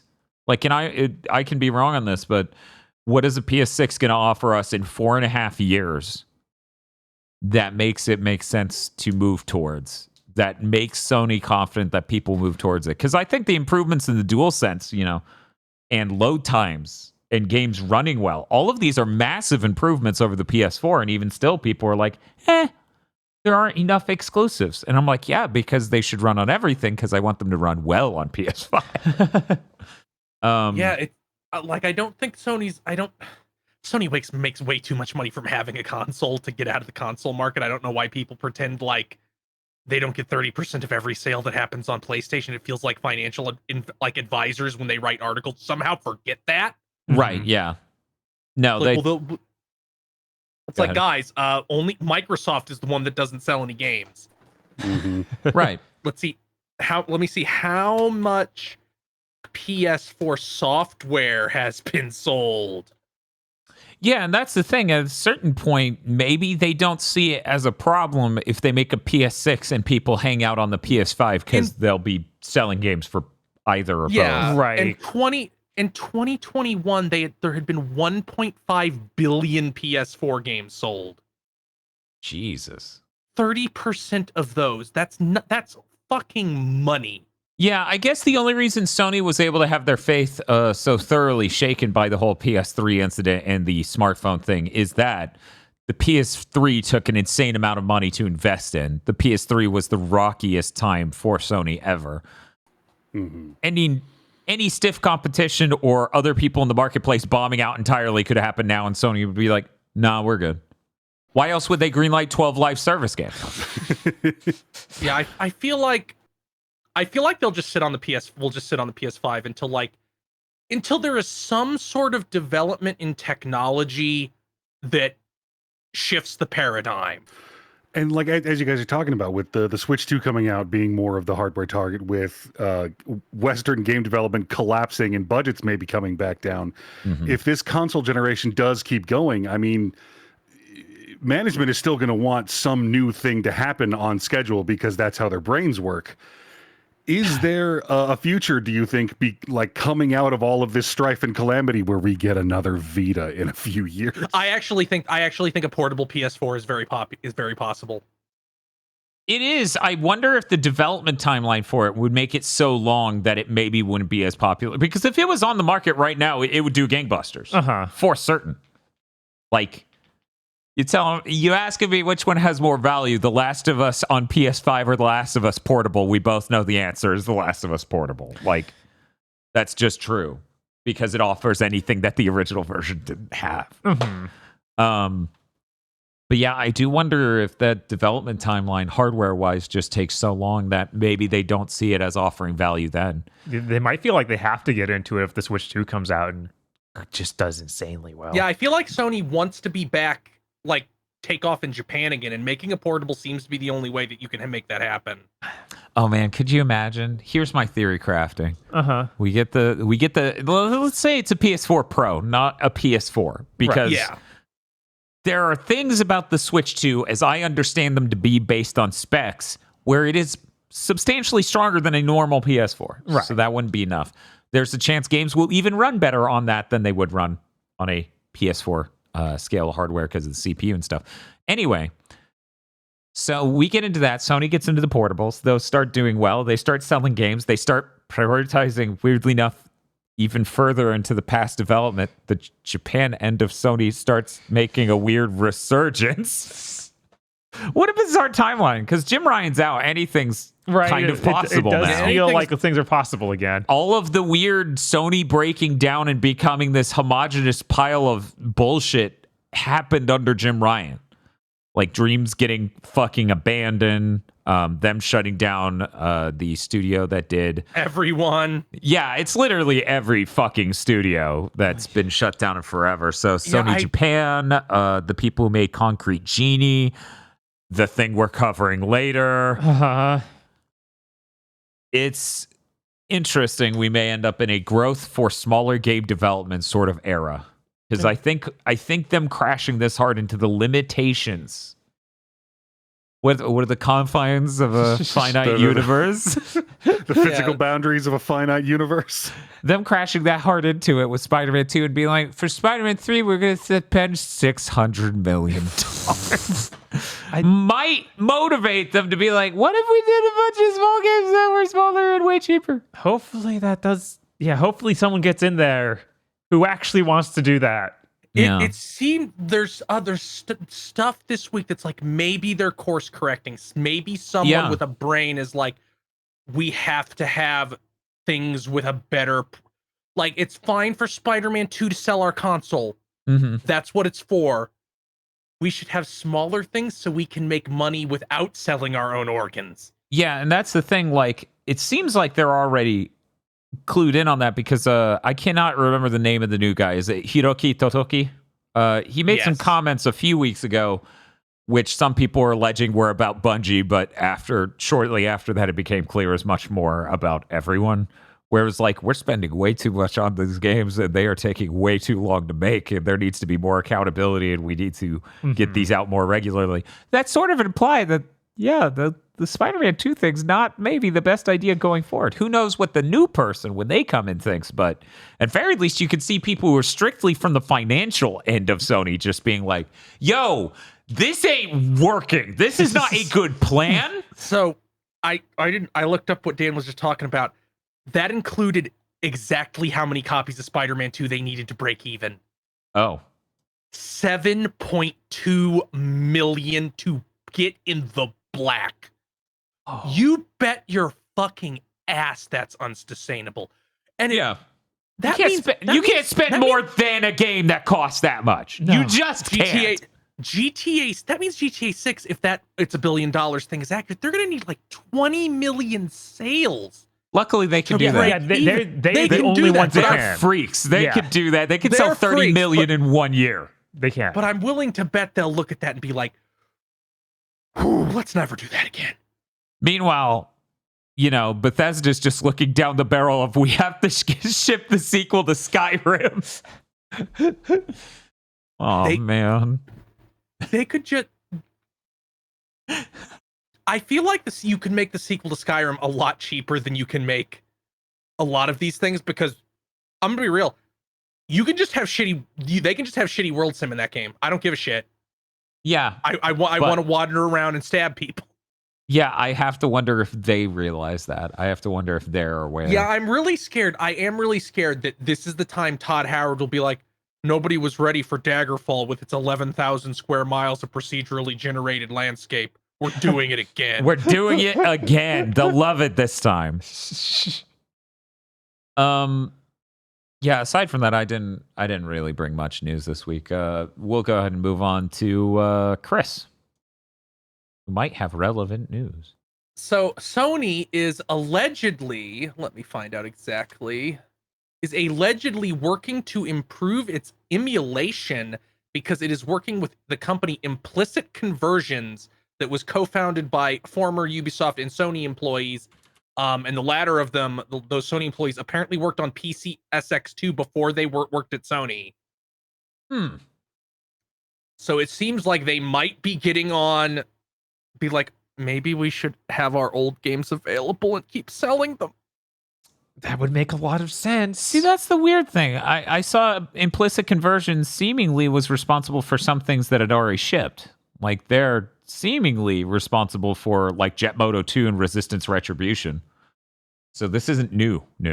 However, worth noting, for months now, we've heard the same rumblings behind the scenes of they are trying to get a working good PS2 emulator. Yeah, that would be helpful. Because for anyone who doesn't know, and I thought everyone knew this, but every now and again I see a new person find out. The reason you aren't getting PS2 games is because there is a security problem in the PS2 emulator they made. That's why they have shipped no new PS2 games. Mm-hmm. That is how people hacked the PS5. That is how people can hack the PS4. They have easier ways there, though. So for now, we're just getting these PS1, PSP things. But it sounds like, and it has been for months, that they've been working their way towards doing some PS2 emulation. That doesn't surprise me at all. Why wouldn't you want to make some easy money? At the same time, it's not even just that it has a security leak like that. It doesn't work on the PS5 right at all. Like, there are some games that don't boot right. Some games don't boot right, yeah. It is a larger percentage of those than the overall PS4 compatibility list, but it is actually very similar, the problems that there are. Mm-hmm. But for Sony, it's absolutely the fucking... Yeah. This is the part where it opens their security. But yeah, it sounds like they want a better performing, more solid and secure solution over there. And they've been working at that for some time. So this would play directly into that. The notion that there are people who worked on PCSX2 who are over there working on stuff makes perfect fucking sense knowing that. And that just seems weirdly on point for Sony of all people. Yeah, they need to get this shit working right. Like, I don't believe that you can't hire a team of engineers, not even a big team, like 50 people, and say, get this shit working. Start, like, PS1's pretty much sorted. It seems I haven't seen I think there's some weird things with the analog sticks that they can probably work out. Yeah, that's the one thing, really. They need to do get better PS2 mapping. working, and then start working on PS3, even if it's on a game-by-game basis. Like, just rip the only thing that we praise Xbox for away from them. Right. Just rip it out of their hands. That's your long-term goal, because frankly, I think everyone agrees the PS3 has a better back catalog of unique games that should be carried forward, because Sony's first-party studios were firing so hard that generation. Yeah, and then late in the generation, it was like, oh yeah, all Japanese support was dropped out for 360, so there's a ton of games Right. that are only on there. So yeah, they should definitely work on that. God, the Puppeteer exists. No one on Earth has played it. Yeah, no one played Puppeteer. Here's something that came out while we were, or I saw while we were doing the podcast. Blind Squirrel Games, who worked on BioShock the Collection, Mass Effect Legendary Edition, Sonic Colors Ultimate, and co-developed on God of War 2018, Sunset Overdrive, and Prey, according to a job listing, is hiring for a new action platform game in a hugely popular IP. Is that what you call God of War? I'm assuming that's what they call Sonic Unleashed Ultimate. Oh, okay, yeah. All right, yeah. Because it said PC and console, so I kind of doubt it's like a Sony first party thing. Right. Like, okay. It's not a Ratchet. I guess, you know what? Although since Sony's is fine with PC now, it could be consoles, PS4, PS5, and PC. Yeah, I do wonder how far down the road of Sony trying to line up like PS5 and PC simultaneous launch will go. Helldivers did so well that it may... Right. It's definitely causing some conversations to happen at Sony about like, hey, wait a minute. Should we be doing this with our PS5 like real games like Spider-Man 2? I feel like that they'll be like, no, we have... Because the only thing waiting 6 months to a year can do is get people to double dip. So yeah, I think stuff like multiplayer focused things could be day and date. I feel like they might go to, if it's multiplayer focused, it's day and date with PC. If it isn't, if it's single player, it will be on a bigger delay. Yeah, that studio handling Sonic Colors Ultimate actually does make sense that they would be handling Sonic Generations, Shadow and Sonic Kiss edition. I don't think they're working on that. Are they not? Well, could this not be that? Could this not be that? I wouldn't think it is. I think we know I think we might know who's developing that. I mean, they didn't announce who was doing Sonic Colors, I don't think, until it launched. Sonic Colors Ultimate, just to be clear.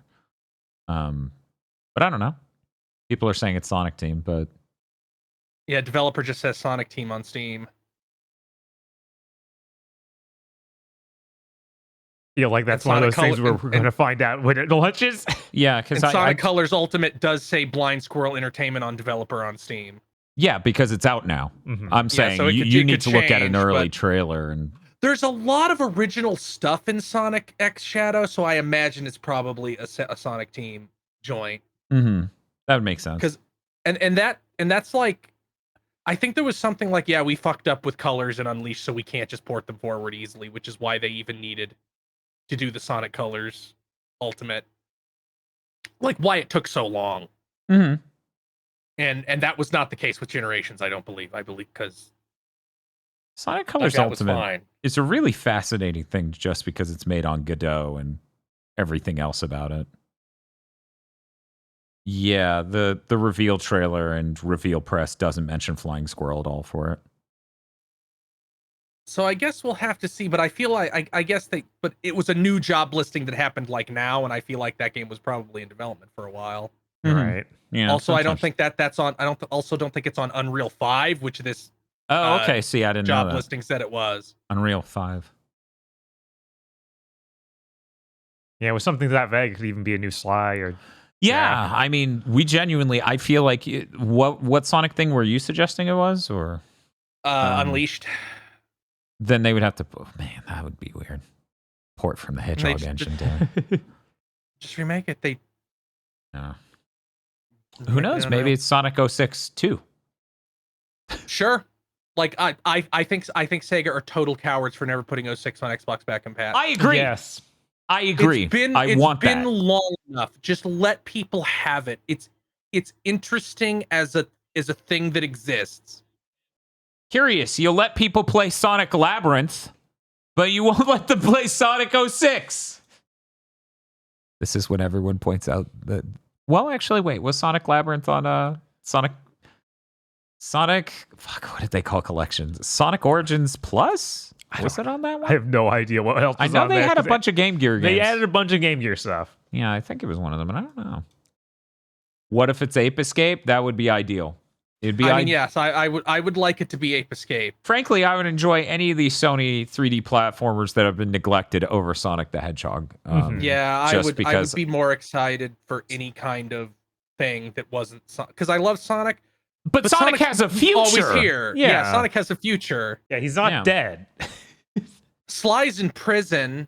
I saw this person who was doing a quote tweet, and the tweet was like, which two of these games would you like to see come back? And they quote tweeted, and they're like, Banjo-Kazooie and this other thing. And I was like, haha, yeah, my man. Ape Escape is in there. What the fuck is wrong with you? It was like Banjo-Kazooie and Sly, and I was totally with them until I saw Ape Escape in there, and I'm like, what the fuck is wrong with you? What the fuck?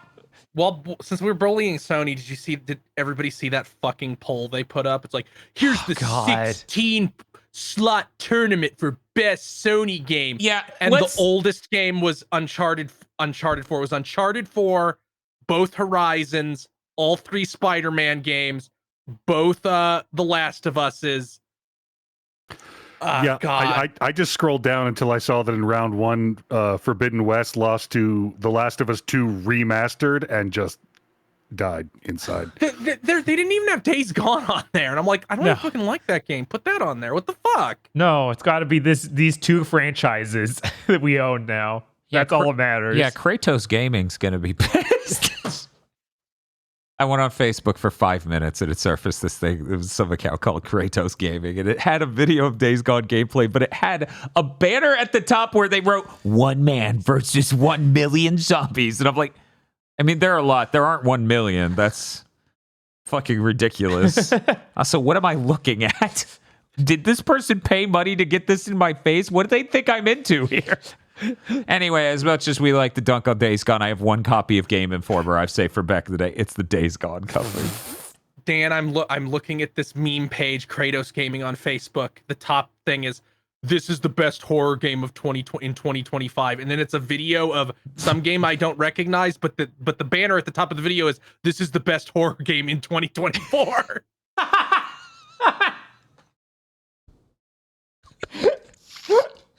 I mean, Man. that's how you do it. AI is amazing. You have no idea what you can make with AI. Entire Facebook pages. Jesus. We have other Sony news, though. Oh yeah, the trailer for the canceled multiplayer Spider-Man game that was going to be Spider-Verse themed and described as GTA Online but Spider-Man that was canceled. The trailer for it leaked, and a lot of it just looks like, oh, we got multiple Spider-Man working in Spider-Man 2. Uh-huh. Yeah. And then stills of like 4 guys on Rhino's back. I'm like, you wouldn't be able to fucking do that. That's why it's a still. You couldn't make that happen. Yeah, that I don't know. I was really against it until I saw like multiple Spider-Man fighting a shitload of enemies. And I was like, oh, that actually seems like a neat idea. They probably should have done this, but then it probably would have been like a free update. Yeah, I was like, it seems like what would have been that famous thing is that Freeze Ghost of Tsushima thing. It seems like exactly that, but for Spider-Man. Which is a perfectly fine scale and a neat idea. Yeah, and maybe I keep they'll talking about how I want single-player games to come with multiplayer modes. And then they were like, well, we can't make it into its own game. We sell for $60 and then make a $70 and then endlessly squeeze money out of people. So it has to be canceled. It can't just be a mode that you pay $10 or $20 for. The chief strategist from Bungie came over to Insomniac. He said, this looks good, but where's Xur going to be on Sunday? And then they said, who the fuck is Xur? And he said, they don't know who Xur is. Shut this game down. God, I hate you. But yeah, after seeing both Redfall and Suicide Squad Kill the Justice League, I can't sign on for any single player studio makes multiplayer thing. And yet, that game that Spider-Man trailer looks much better than either of those games you just mentioned. Because it's barely anything. Yeah. As it turns out, I'll take a functional but fun barely any, like the Ghost of Tsushima thing. Yeah, I'm like, they probably released that thing for Ghost of Tsushima. It made no money because how would it? There's nothing to even pay money for in there. Who knows? I mean, that's the thing. You don't make money off of the people who already bought it. They get their friends or whoever to buy it. It's true. That's the whole notion of having a multiplayer mode for free with a single player game. We used to understand this in 7th Gen. And it used to ruin things. I love the fucking community notes in chat. Context. Xur sells epic weapons in Destiny. Let's get all the Sony shit out of the news. Deviation Games, the studio founded by Call of Duty vets that Sony acquired, has been shut down. That means of the 12 service games Sony was boasting about, if Pixelopolis, the Concrete Genie studio, was making one of these, that's 6 that have been canceled. Spider-Man, The Last of Us Factions, Twisted Metal, this Deviation Games one, Sony London, and Pixelopolis. 6 canceled, 1 shipped. Flop. Jim Ryan will go to hell. I never want to hear Jim Ryan wasn't that bad. Yeah. Because all that shows is you're not paying attention. God. Also, for anyone who's going to be in the comments about this, Pixel Opus. I thought it was like Octopus. No, I get it. There's fucking 8 arms and they're all pixels. Man. But yeah, no, this is a fucking nightmare. Yeah, no, they need... We didn't even see the game they were making. They didn't announce it. They were just like, oh, well, this service shit's over. Goodbye. Yeah. Slit. They even came out on stage with these guys to be like, oh man, we're acquiring the studio. Everyone should be so happy. And it's like 2 years later, shut them down. Horrible. I'm just waiting. When are we just going to be like, yeah, Fair Games and Concord are both gone? You have to wonder because I think both of those are supposed to ship by the end of this year. Yeah. I mean, they're both games we haven't seen even a second of footage from. I just sit here angry, bitter, boastful about the fact we're the only gaming podcast who fucking went, that's not going to work. Every single other one's like, oh, they're making a bunch. Cool. But that's a great idea. They're guaranteed to get a hit that way. Jim Ryan said he's going to graft 7 penises onto himself and they'll all work simultaneously. Jim, do you know how blood and penises work, sir? This is what the first boss of that Elden Ring DLC is going to be. Literally, Jim Ryan. Jim Ryan, the dick grafted. The music will swell. He will not.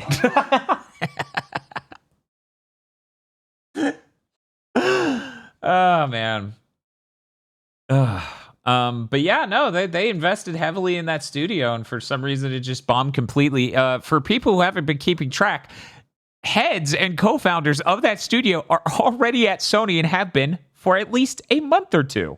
So it sounds like they literally took the top talent from the studio, if I'm thinking of the right one. Uh-huh. And they just ended up at Sony, which you could tell via their LinkedIn. God. And then the people who were left, Sony was not enthused about their project. Yeah, I have no idea what the fuck happened right there. now. Yeah. Right now, whenever we have one of these later on in Bob's news. It's like, how can I be excited for any industry veteran starts new studio to make AAA game? All that says to me is, you should have started with a smaller game. No, I get investors don't want to give money for that because they're all psychopaths. Uh-huh. Especially right now. Apparently, I've been hearing all this makes me fear is that, like, yeah, in 3 years we'll hear that your studio shut down before you even announce your game. Yep. No, that's fair. God damn. No, sorry. I'm just realizing I hadn't even thought about it because, like, we're seeing maybe executives get the shit kicked out of them enough to learn. I hadn't thought about how screaming investors are going to be during this whole process because they don't learn. They never learn. It's going to be no. Yeah, they have the mind. You have lamprey. to do the thing that killed us harder because now that everyone else is dying, surely now infinite money can be real. Yeah, it's insane that I have to be like, I hope the industry dies enough that all those people move on to AI or something. by the time the game industry starts imploding enough for them to move on, AI will be dead. It's already happening, and it's very funny. The EU did pass like a regulation thing like this week, I think. Yeah. Not only that, it's already not even on that end of it. It's dying. They're finding out there is no money in it. Mm-hmm. And on top of that, a bunch of these process manufacturers like Intel and other companies, those sorts, they're trying to make processors they want to sell, because NVIDIA right now, they're basically getting crypto wave 2 out of this. They're getting to sell highly inflated hardware prices to a market that'll pay insane amounts of money for a thing that will hopefully make them lots of money. AI is the reason stock price at NVIDIA is so high. If I had NVIDIA stock right now, I would personally sell, just because this does not seem like it has a future. No. Aren't they currently getting sued by a cabal of authors over their generative AI shit, NVIDIA? I would not doubt it. That is how that shit works. Like, whoops, no profit, only crime. Yep. It's being sued over their training data. So every AI thing is being crushed by these lawsuits. And all that has to do, they only have to lose one, and then all these companies are decapitated forever. Fucking CEOs at these AI companies are like, damn you again, laws of man. The fucking social contract of being a fellowship of mankind strikes again. Don't you understand that I should be able to steal everything? They keep going to Congress like, no, you don't understand. Our industry needs a special exemption from all basic law. They're like, why? Well, because we wouldn't exist without that. Okay. Are you necessary to society? No. That's called being a criminal. I don't understand how you backed your way into thinking we were just going to let you do crime because you, want to? If we don't get the head start on AI, Chinese law passed. That seems to be how it works. That seems to be how it works, considering that the government is like, well, we're gonna force you to sell TikTok to a former Secretary of State. Yeah, that's fucking insane. I can't believe that. All of that's fucking insane. Jesus. I did find it funny when Bobby Kotick is like, I could buy TikTok if you're interested. Motherfucker, you got $1 billion for that fucking Activision shit. Go away. Go away. I never want to hear your fucking name again. I kind of want Bobby Kotick to have TikTok. I want to see what that motherfucker does. No. I want Bobby Kotick to be next to something that goes TikTok and then makes a loud sound. The Tom Goes to Mayor bit where they're like, ring tick tick tock tick tock tick. I hate these motherfuckers so much. You can't just be rich and evil. You have to be in my fucking face about it. Go home, do a bunch of drugs, and pay for your child bride. I don't want to see you. There was a YouTube video that was like, the influencer-driven energy drink market is a lot like this old drink that was made from wine and cocaine that influencers pushed. And I'm like, oh man, those were the days. Could you guys imagine that was still legal? And I'm like, hey guys, it's me and Bob. We're here again telling you about the lovely energy we get from drinking cocaine wine. We couldn't do the 48-hour death streams without it. It's another Friday, which means another 48-hour death stream. Jesus. You want to know what the biggest brain spider I have right now is? You want to know? I sit here and go, it can't be a crack in time for forever. What's the next biggest one? Come on. Jesus. I've been living with this emotion in my heart for a year now as I just go, none of these games can step up to that. None of these games. How do you somehow make for a good stream that's that long? Most games aren't that long. Yeah, crack in time isn't you played it 3 times. Right. Yeah. We platinumed that game in order to get that stream that long. Before Dan is self-destructive, let's move on. Sure. The CEO of Starbreeze has left after Payday 3's disastrous launch. It is currently overwhelmingly negative on Steam. People didn't even know the rating system could actually get to overwhelmingly negative. Setting records! Wow. They put up their No Man's Sky-esque reboot roadmap called Operation Medkit, which includes such thing as naming your loadouts. Play the same mission again. What in the world are Vote these? kick. What? Unready button is on this list, Chris. Unready button. How? Hey, a button to go, hey, you just did a thing via quick play. Do you want to party with these guys and do more? Giving that as an option. How is this not the game? Daily activities with rewards. You know, the thing that they have a fucking battle pass already. Holy shit. Yeah. I have not seen a fumble this hard in years. Like, it might kill this company. Hey, you notice there's a lot of similarity between the Pixel FX More 4K and modern AAA games. Just saying. Far too much. Yeah, a little bit too much overlap. Was Payday 3 made by 3 guys? So let's see. 24-hour peak for Payday 3. 317. Whoa. 300. Games less than a year. 317. Yeah. Jesus Christ. That thing came out in That's like less- October or something, right? Yep. Oh, That's less than half. That's less than half of Suicide Squad kills the Justice League. Oh my God. It might never have been more over. Payday 2's, for the record, is 28,000 For 24 hour. for 24 hour. They're so fucked. They're so unbelievable. Maybe just refund the game and delist it. Be like, we're just working They on Payday spent too 2 much- again. That's what you should fucking do. Be like, we're making more content for Payday 2. We're sorry.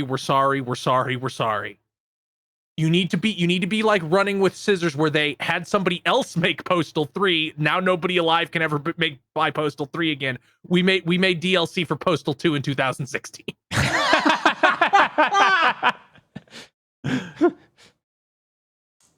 Well, Bob, Uh-huh. that's an insane roadmap for the future of finish the game. Mm-hmm. Do you have any roadmaps for the future that are at the bottom of your news that I want to talk about first? Sure. Cool. They announced that Prince of Persia: The Lost Crown is getting a post-launch roadmap. What? I don't know why. That's the weirdest Ubisoft game to get a post-launch roadmap. Yeah. So what is the deal? So in March, so this month, there's a new speed run mode, a permadeath mode, and a new outfit for Sargon. Then, So okay, let's talk about this. This roadmap shows 4 different updates. First Yes. one's March this month, this year. The second one's spring this year. The third one is summer this year. The fourth one is later in 2024. And that one is the one with new story DLC. Bob just ran through the updates for March. Spring is Boss Attack, which is it's got Boss Rush, and then it's also got a new skin. This is so weird. yeah, I know. It's so weird. They have Divine Trials is the summer update. I can't even read that fucking text. I know this is a super low-res image for some reason. But the second part of this update is that they're doing new amulets and stuff that you can equip. Because we played a little bit of that game. I was actually going to stream the rest of it this week, but I got so hell-bent on finishing the room that I didn't. But yeah, they got new puzzle challenges, new combat platform. What the? New? It's a challenge room stuff. So combat challenges, platforming challenges, and puzzle challenges. That's so. Yeah, it's And then later in this year, we did story DLC. I feel like That's really weird. I'm for that, but it just seems out of nowhere. Worth noting, those first 3 are free.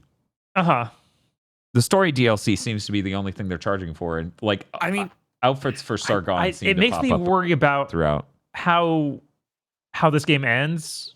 Yeah, that's understandable. It's a really long game, so it really would be weird if it didn't end Right. definitively. Especially since that story DLC is far out enough where you are left with the impression that it was maybe not a given that they would make it. because it's not even in summer. Right. It's definitely something Yeah. that And they're could not have even just been started committing now. enough to say fall. They're just saying later. I hope this means it either did good enough for Ubisoft to support it, or that this keeping it in the public eye over the year will let it have a big tail. Of all the things that have come out so far this year, this was actually in my head the least likely to get this sort of thing. That's fair. Yeah. Like I thought Feels 7 like Rebirth everything would have. gets this now. Like I honestly we get so much of this that I'm like, man, can a game just be done, even a Nope. single player one? Nope. Right? They're like, oh, this is great post-launch support. I'm like, well, that's a weird way to say it wasn't in the game when it launched. It is weird for something like this where it's like I feel like when these things happen, we know they will happen like immediately when it comes out, or even weeks Immediately. before, a few weeks before it comes out. Like, oh yeah, because you're pre-ordering, you get this access to this stuff, Yeah. and that sort of thing. Like, So it is yeah. really I'm weird that it's like been 2 months or something. Like, hey, we're doing stuff. Yeah. That's I'm sure this what is makes it seem just- unplanned.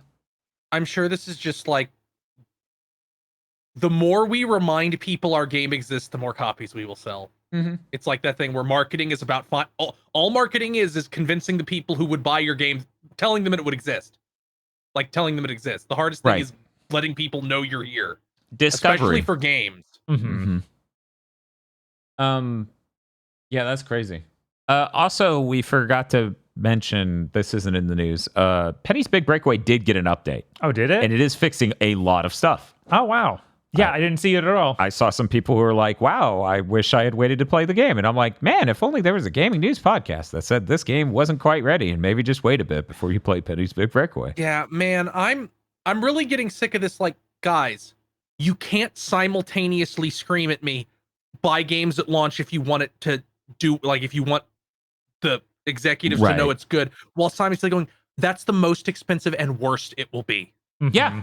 I could sick of I this. could tolerate one of those two. I can't tolerate both. Right.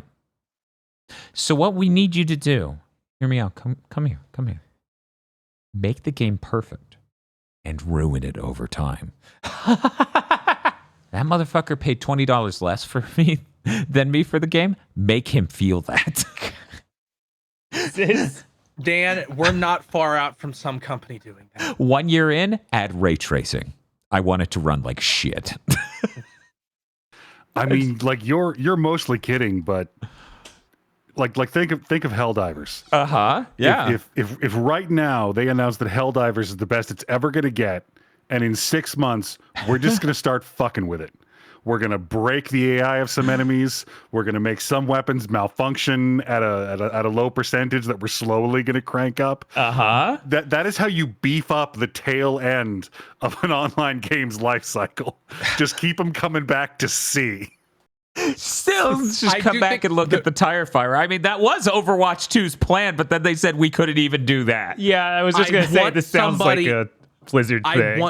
Please, developers, at some point when you're like, okay, we're probably going to wind down this game's support 2 years from now. So in 1 year, when there's only 1 year next, go, we're in nonsense mode now. We're just going to fucking do shit and see what happens.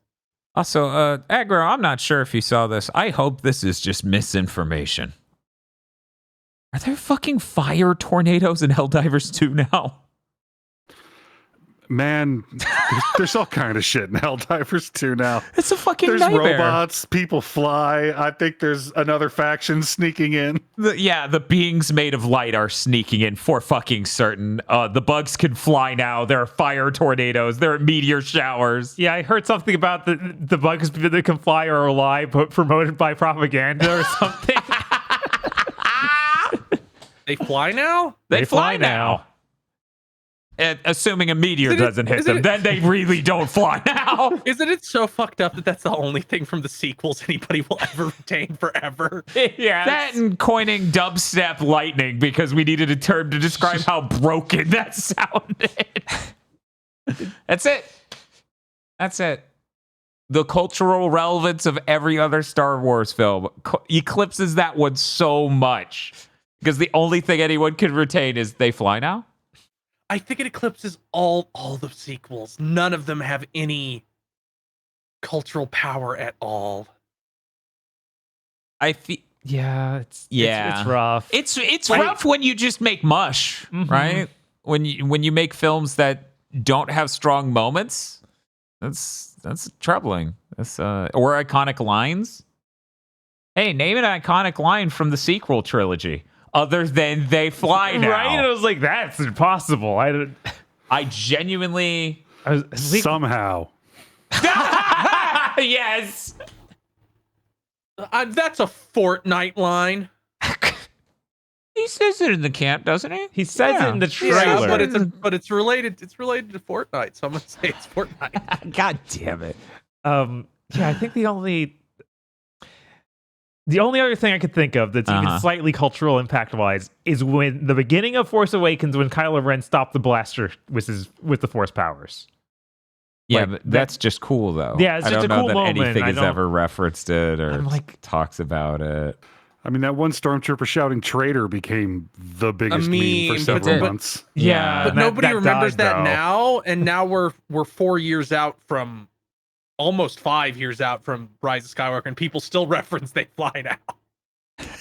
I mean, this is kind of a blind spot amongst us. Like I know what I have to do, But I but I don't know if I have the strength to do it. Dan said, booting up Mighty Number 9 again. God, You always have the bad strength for that. movies? What bad movies, Bob? What other news do you have? There's also other extended content plans for other games. We heard about 2 Grand Blue games because they had a Grand Blue event over the weekend. Yippee! So Relink is getting 2 new playable characters. They showed them off. It's Seophon and Twayin. Twayin. Twayin. One of them looked really cool. He has like 2 short swords, and then he like all his special moves look like they summon like Knights of the Round style, just massive amounts of swords coming out. Yeah, and he's voiced by Alejandro Saab, so like all of his lines are really good. He's rolling some R's at some points. Yes. I was like, oh, I like this guy. He seems great. And the other one's got some crazy long distance bow powers, which I think that's actually the first character with the bow in this game, surprisingly, because 2 characters have guns. Bow and arrow, right? Yeah, bow and arrow. Okay. Yeah, not bow staff. Not bow staff, yeah.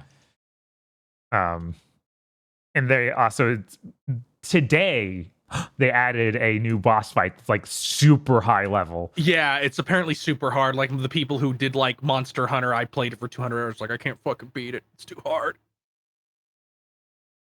And also they showed off the new characters for coming to Versus Rising. Which Vane comes out in April. He's the guy who's already in Relink, who's got blonde hair and like a weird spear javelin. Yeah, he's real thing. gay. Yes. And then in May they're adding Beatrix. Cool. It's such a short gameplay thing. I can't even tell exactly what she does. I think she has like a short sword. I think. Okay. And that's it for Grand Blue news. Okay. Do we have any other post launch support news? Maybe on a Capcom game? We do. Maybe that's hanging out behind Aggro and Chris. Right there. You can't avoid him. Beware. I'm gonna walk into my hall in the middle of the night and just see him at the end of it. Yeah, they're doing a crossover with Mega Man and Exo Primal. Ooh. So you actually get to have skins of Mega Man and Airman to play as. Ooh, I get their skin. Yes, because like they showed Mega Man, he doesn't blink. He never blinks. He just moves around like that, and it's kind of scary. And then the Yellow Devil is going to be a boss. Nice. Hey, isn't this game on Game Pass? I believe Primal? so. I think so. Okay, cool. There's actually another thing of another little bit of Mega Man news today, Oh yeah. or this week. One of Arika's vice president, vice president, shared a tiny little piece of Mega Man art that nobody had ever seen before. Like they could tell, like this isn't any existing Mega Man thing. It looks very robotic. And it definitely isn't the Exoprimal thing. Right.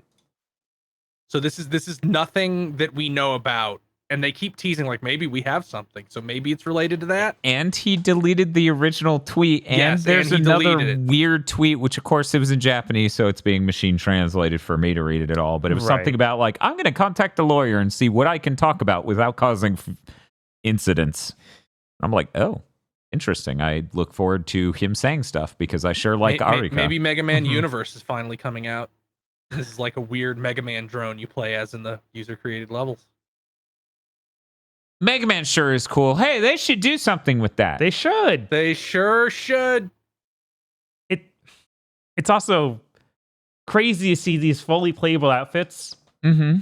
and then they keep doing these crossovers with Street Fighter, Mm-hmm. and they're like, what if instead of like a character we actually make in this outfit, you buy an outfit for your avatar and it looks horrible? Yeah, I don't know. I feel like at some point they're gonna look at financials and be like, oh, we've never fucking sold a single one of these. I guess we better start giving characters costumes again. Yeah, they announced this week they were doing a Monster Hunter one, and yet again, yep, there's some random costumes for those guys. Cool. We also got Mario Day announcements. Wahoo. Illumination's making a new Mario movie. Okay. Who knew? I'll allow Who it. could have guessed? Amazing. I'll go watch it. And Yeah. then I'll be like, man, that was a long wedding in Hawaii. No, they can't. I want every video game movie sequel to just have a weird fucking thing like that. It's just live action Foley. It's like, Mhm. what are you doing? Man, that first Mortal Kombat they made was pretty good, but here we are at Mortal Kombat 2, and for some reason Kitana's getting married in Hawaii. I don't know that. That's one of these that I'm like, absolutely, please. Yeah, do it. Please. Do like, it. I just turning into a terrible sitcom with Mortal Kombat characters is way funnier than anything else you could do. Yeah, because Yeah, I'm then sorry. Scorpion, Like just Scorpion grabs her, and he's like, "Oh, you get over here," and gives her a kiss. See, and the I'm just studio audience imagining, goes like, wild. Shao Kahn as like the rival neighbor. There's like a lawn war over like who has the better lawnmower, and Shao Kahn has like this giant death engine. MK Roomies, these ideas yours. I've left my scripts in Niceville, Florida. To those who find it, riches beyond belief.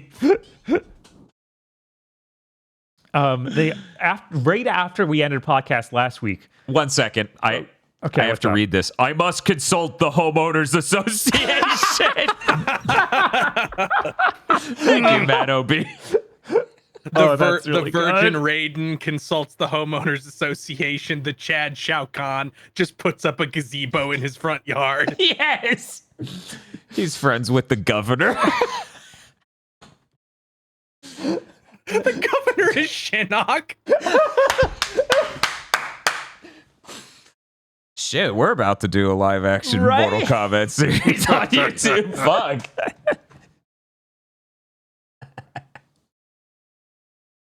I feel like the meat of Mortal Kombat is not in the combat. And No. we really understand that. Yeah, we're getting to what people really care about. The politics and the romance. Yes. But back to the March 10th announcements. Yes. March 10th announcements. They also dated those other Mario games that were announced. So we have a date for Paper Mario Thousand Year Door remake. That's going to be May 23rd. Mm-hmm. And Luigi's Mansion 2 HD, which is June 27th. Cool. That means it will just barely be longer than it will barely be over a year from when we did the Luigi's Mansion month. Very strange. For people who don't know, because I see people still finding this out, the Thousand Year Door trailers have all been 30 frames per second. The Yeah, like- remake. The original I was think they 60. said it was 30, or maybe they didn't. They didn't. People just assumed because of the trailers. Yeah, because they don't normally cut 30 frames per second Yeah, trailers. they for even 60, did a comparison trailer now. where they're like, look at how good it is. And Yeah, you it was could just like- go, dude, you're supposed to chop out half of the frames out of the old one so that way people can't notice. You're right. It says just like, yeah, that one sure looks way better because it's running better. Oh, well.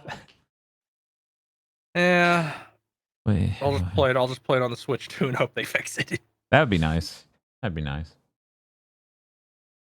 So, hey Bob, Hey. I heard they announced a new Kyoto Nanuza game. There's a new Tokyo Xanadu game coming. They announced it right after we did Big Think last week. True. It is apparently being set in Kyoto. Yeah, to just confuse everyone. It can't be Tokyo Xanadu. It must be Kyoto Nanuza. Obviously. The first one was pretty whatever. It was an action RPG. It was kind of bad. Its story and characters were kind of stock. This seems like it will be much better, and the team making it presumably have also had more experience with action games by now, so maybe it will be better on that front as well. Yeah, I think that's totally reasonable. This is, I think, 9 years since they did the last one. They've done a ton of these games. This is a comparison that only aggro will get, but the first Tokyo Xanadu was basically like, imagine the field attacks in Trails of Cold Steel, but that's actually the combat system. Huh. Yeah, it does not feel good. Jeez. Brutal.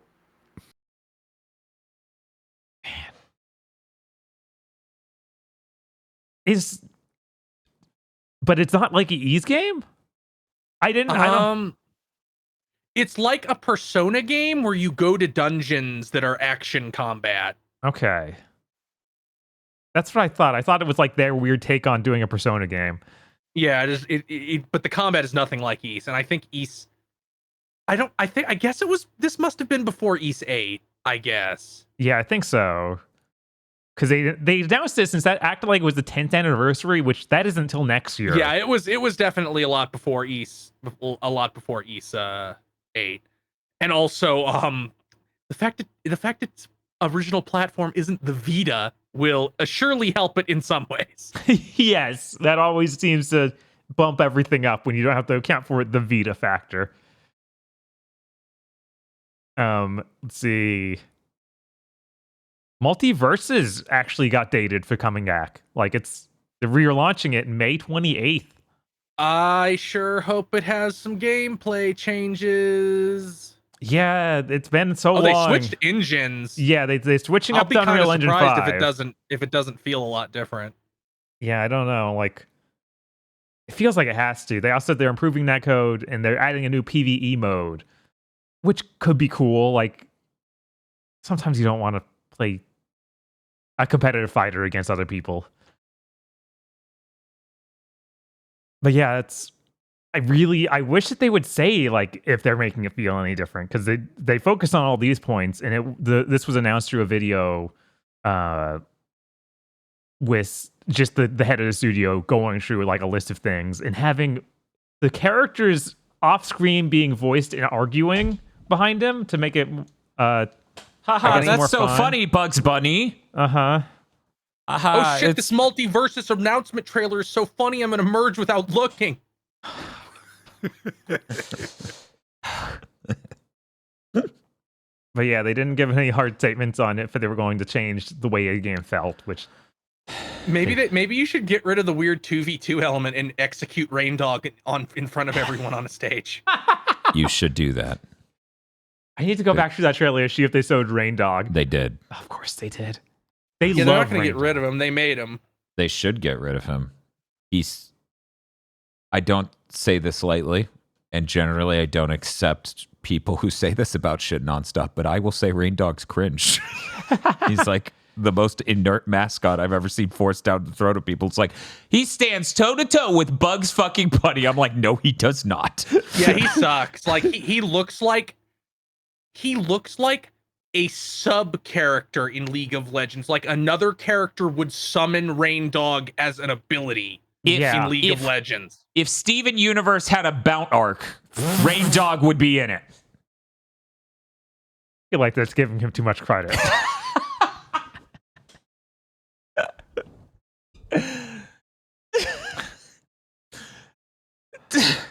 We got more Arika news. No, one second. Before we move on, I just gotta say, I remember I bought Velma.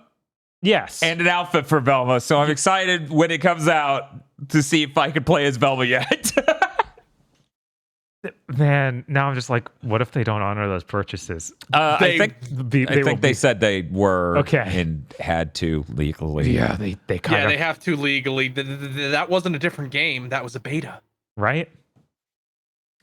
So yeah, I'm very curious how that's going to turn out when it comes back. It'll probably be good enough for me to play it a little bit for a little while again, and then fall off again. But hey, now it will look so good and run good on everything. They said. They sure said that. I don't. Was it even on stuff like the Switch? What was it not running well on before? I assume it was not running well on the original Xbox One. Okay. All right. But yeah, was this on the Switch? I really don't know. I don't think it was. I think it was on the standard 8th gen consoles Right. and 9th gen. I don't know. Did you think did any of you think anything about the art redesign for some of the characters? Because it seems so minor. They're like Unreal Engine 5, and I'm like, that just looks like a lighting difference, bro. Yeah, I didn't get any comparisons out. I was just like, that looks kind of how I remember it. Oh, they showed in the video. Oh. Yeah. Well, that's condemning. Yeah, like, cool. There are two Shaggies on the screen or whatever character they did it for. Right. I remember them being like, the sandwiches look so much better. I'm like, Yeah, sandwich. they did say that. And I was like, no. I mean, it doesn't look it. I think the part for me that was a little sad is, that Batman was voiced by Kevin Conroy, I think. Yeah, so they're going to have a bunch of voice lines from Kevin. And it's like, wow. It's a better place to be hearing them than in Justice League. Well, the thing is, when they bring in new characters, they do new lines. Oh. Right. So I don't know if they're going to recast entirely for this relaunch or what. Right, and how many voices lines he had already performed, because He had a ton. Yeah, no, I'm saying for characters far into the future. I wonder how long until we start hearing. It's okay. We used AI. That's really funny. I can't. That's really funny, Shinnok.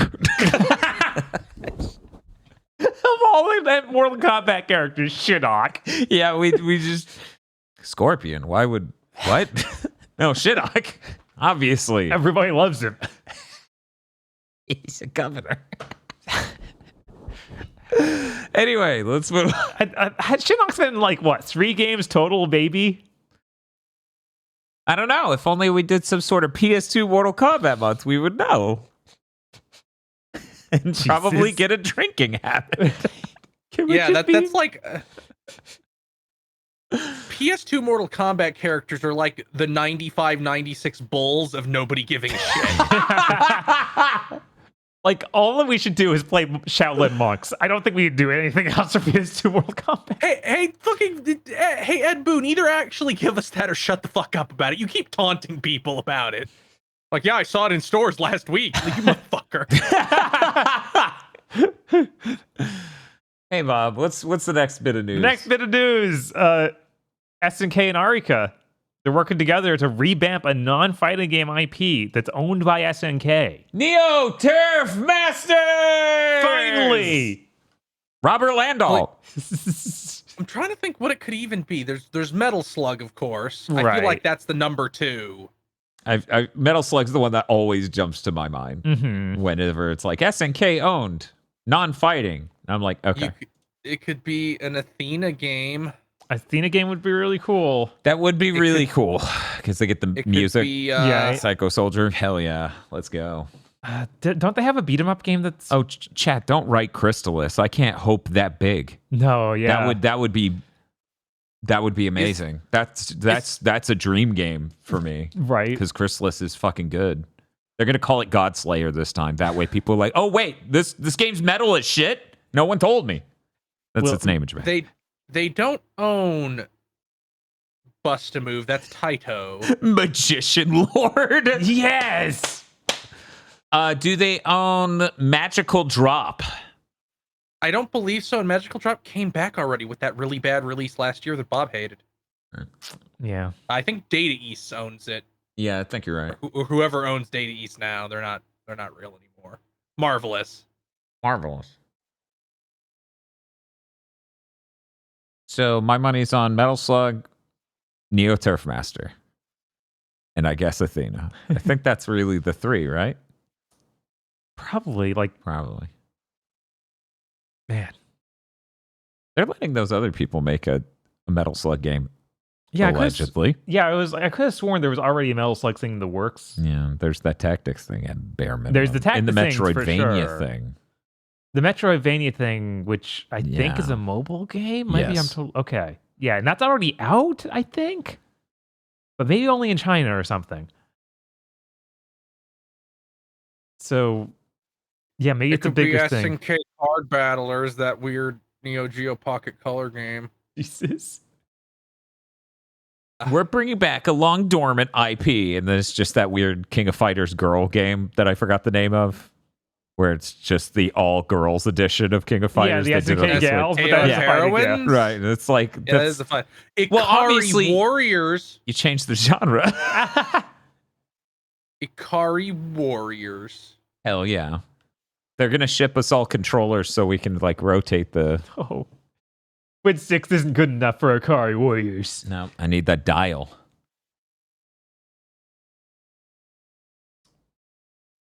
Yeah, I think Metal Slug is like the obvious one here. Yeah, always is. Yeah, I Or really. it could be or Sengoku, that weird beat 'em up series they had.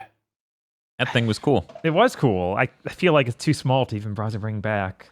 Yeah, but who knows? Yeah. I Metal Slug or Athena feel like the two big ones, where it's like it could. Yeah, it's been. You can make fucking whatever with I Athena. mean, the Right. funny thing is, Arika has made a large variety of games. It is not beyond them to bring back Neo Turf Masters. It's not. I'm frankly, at all. that's the part that's scary. It could be that. It could be. For people who don't know, Arika has done a ton of things, but they've also done all the 99s. So Tetris 99, Mario, whatever, F-Zero. What if Athena plays golf? That'd be funny if it's like at Neo Turf Masters, but instead of the weird, bizarrely named caricatures of white men, it's SNK characters. And also Robert Landahl. People are informing God. the F-Zero one is not Arika. All the others were. Okay. God, imagine how cool being like, I'm gonna pick Geese Howard in this golf game. Yeah, you get your regulars, for Neo Turf and some SNK people. You get Robert Landahl. You get that mass murderer Dahmer. Mm-hmm.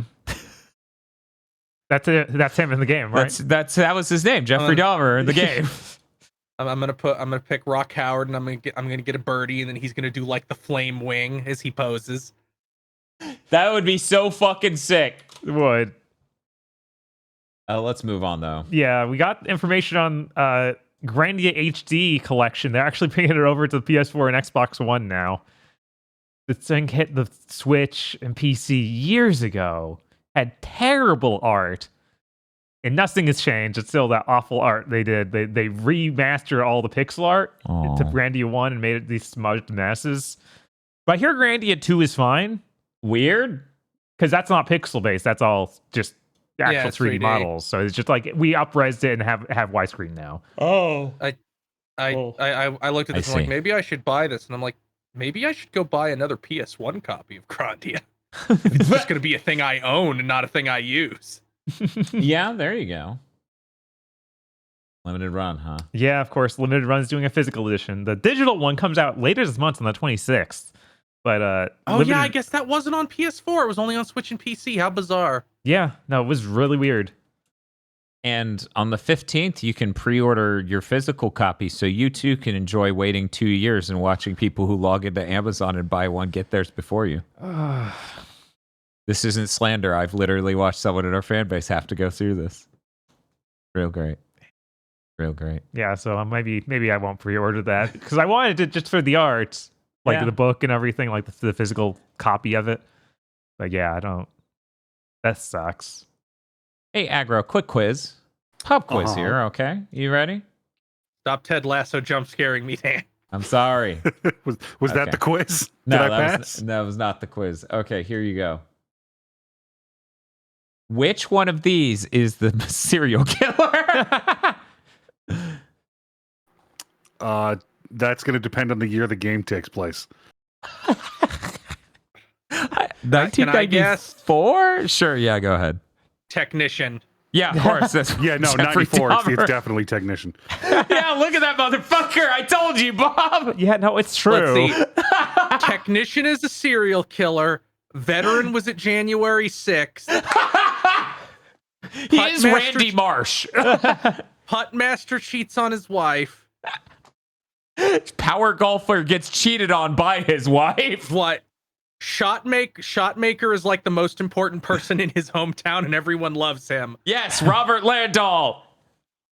Young hero is the dad from Rick and Morty. Every time I see this lineup in like Young Hero, and he looks like he's in his 40s. Nah, he's the Cracks young me one. up. He's 38. He's young in golf. Okay, thank you. I think we all passed.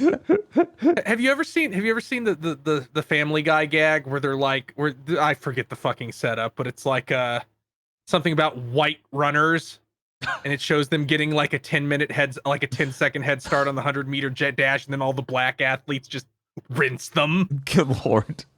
I'm just imagining like all these guys were like all of them tried, and none of them are as good as Tiger Woods.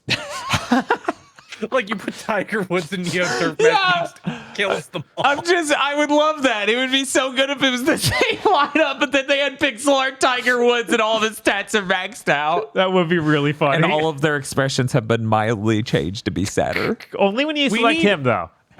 We need more sports games that are like Mike Tyson's Punch Out, where it's just like, no, the thing is that he has the biggest dick in the world.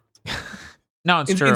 Instead of Tony Hawk being balanced, he should always have max stats. I mean, that's what we're talking about with fucking 50 Cent, right? Yes. Like, that's the game. 50's so strong. I just remembering like how the newest Tiger Woods game has.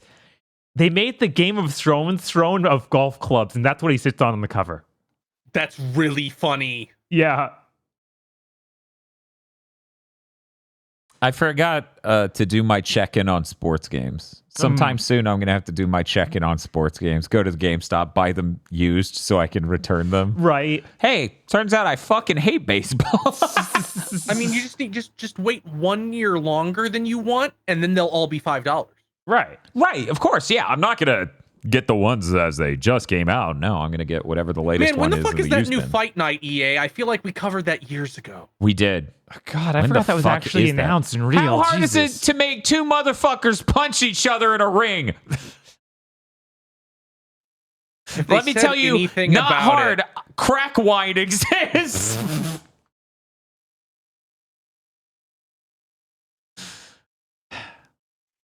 All right, I guess I gotta move on to my two more industry-oriented things. Stig Asmussen established a new studio called Giant Skull. This is the guy who did he directed God of War 3 and also this 2 Jedi games at EA. So Star Wars Jedi Specifically Survivor. Star Wars Jedi, because, Jedi games could be. Right. Yeah. God, that title for that series sucks. It Star is Wars Jedi. really weird to disassociate it. Like it needs that third word, that extra word afterwards, like Star Wars Jedi. Yeah, because Jedi Survivor. Knight, Jedi Outcast, Mhm. Jedi Academy. Like, you get the idea, because those are all technically Jedi Knight games. Right. This is Jedi games. That's dumb. That's really dumb. Anyway. But yeah, he's established a studio. He's working on a AAA game, AAA single player game single player game. using Unreal Engine 5. I sure hope that the next time we hear about this isn't 2026 and it being canceled. All things are possible. But one of the good things that came out of this comment is that he says he doesn't feel like they have to scale up insanely to make a really competitive game in the market. He specifically was like, he doesn't feel like they need over 100 employees in order to ship this game. And I'm like, yeah, I bet it being Star Wars made your life hell. I bet. Apparently, some people are coming from that team too, like Which their makes technical sense. director. Man, it's sure gonna be weird when like 5 years from now it's like, hey EA, where's the next Star Wars Jedi game that was released? And they're like, goodbye now, goodbye. Please buy UFC 7 that has a slot machine you have to pull before you can punch. Goodbye. The EU hasn't made us take it out yet. Ugh. No, our single game on the market can't exist if you allow human rights and laws to exist in the same space. Oh, what a dire, grim future. Yeah. Yeah. And my last thing, Mm-hmm. Saber Interactive is splitting away from Embracer Group. They're doing this by the co-founder of Saber Interactive, Matthew Karsh, making his own company called Beacon Interactive, like that just opened this year, just recently made, and is buying Saber from them. My new company, Fuck You Limited, will be acquiring all the shit you done stole. I guess the deal with all the studios that they're getting is for $500 million. So the studios that are going with them. They're buying Saber from Embracer, and Yeah, the total deal is $500 million. Yes, And because this is going to include a bunch of shit. yes, just a ton of studios. Okay, let's go down it. This one's weird. All Saber Interactive branded studios, which I Yeah. didn't like. I guess that they're just a separate tier they of had those that they done. They had like Saber and then name. Okay, Yeah, I think it was Okay. that where it's like Saber Montreal, but I don't think it was actually Montreal, but it could have been Montreal. right, it would make sense.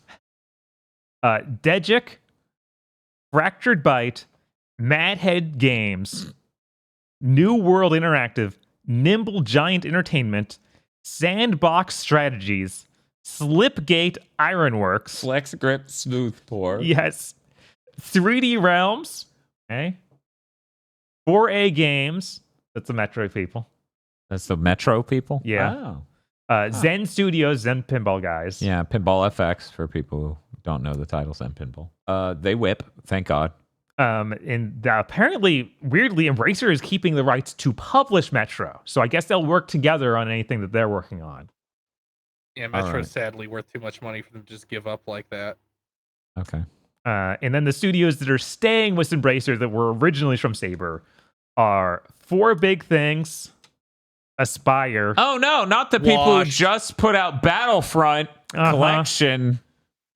Washed. Yeah. Beamdog. Beamdog. Washed. That's my favorite multiverses washed. character. Who's Beamdog? It's my favorite. Beamdog multiverse. made the definitive editions of Baldur's Gate 1 and 2 that I have mostly seen people say, just download this mod to give them the quality of life features. Everything they actually added to the game was bad. Oh. Mm, I don't know how to say this one. Demiurge. Demiurge. Yeah, Demiurge. Washed. What's Washed. up, Aggro? I'm sorry. I don't mean to make fun of you for mispronouncing a word, but it sounded like hamburger. Demi burger. Well, it's half burger, half what? Shiver, Snapshot, Tripwire, which I believe is Killing Floor guys. Yeah. And Yeah, In Tuxedo Labs. yeah, Tuxedo Labs. Yeah, so this Yeah, is a really massive like buyout. I think everything that they escaped is the only things that will survive, because Spear is we've already gone over Spear. Yeah, that seems doomed. Beamdog, I don't even know if they've fucking done anything since those things, like those remakes. Okay, all they've done is remaster old BioWare shit. That is all they have done. Oh, they developed a game called Myth Force. Have you ever heard of Myth Force? It came out last year and we've never mentioned it once. Oh, it's a roguelike based on Saturday morning cartoons. You can play as some of the worst designs I've ever seen. We absolutely saw this at a conference, and seeing this image of it has made me whiplash back to that moment. Hey, Bob. Anything? No, actually. Okay. Nothing. Because when he said the name, I thought that I knew what it was. I thought it was one of those like Fortnite knockoff, but we have magic powers games. Because I feel that like one. 2 of those happened. Yeah. And I played both, but no, it's not even that. This reminds me, looking at it gives me like trauma flashbacks to Agents of Mayhem. Shiver made Phoenix Point the XCOM knockoff. I don't know how that did, but they've done nothing but make more of it since. Real quick, I just want to read this line from the development part of the wiki page for the Wikipedia page for Myth Force. For the soundtrack, Beamdog asked Ross Laura to compose something reminiscent of Thundercats, Mask, and Silverhawk. Why would you put that out there? Now I'm just going to listen to it and go, that's not as cool as Thundercats. That soundtrack's fucking metal. Right? It's not a low bar you've set. No. But we asked for it. Thanks.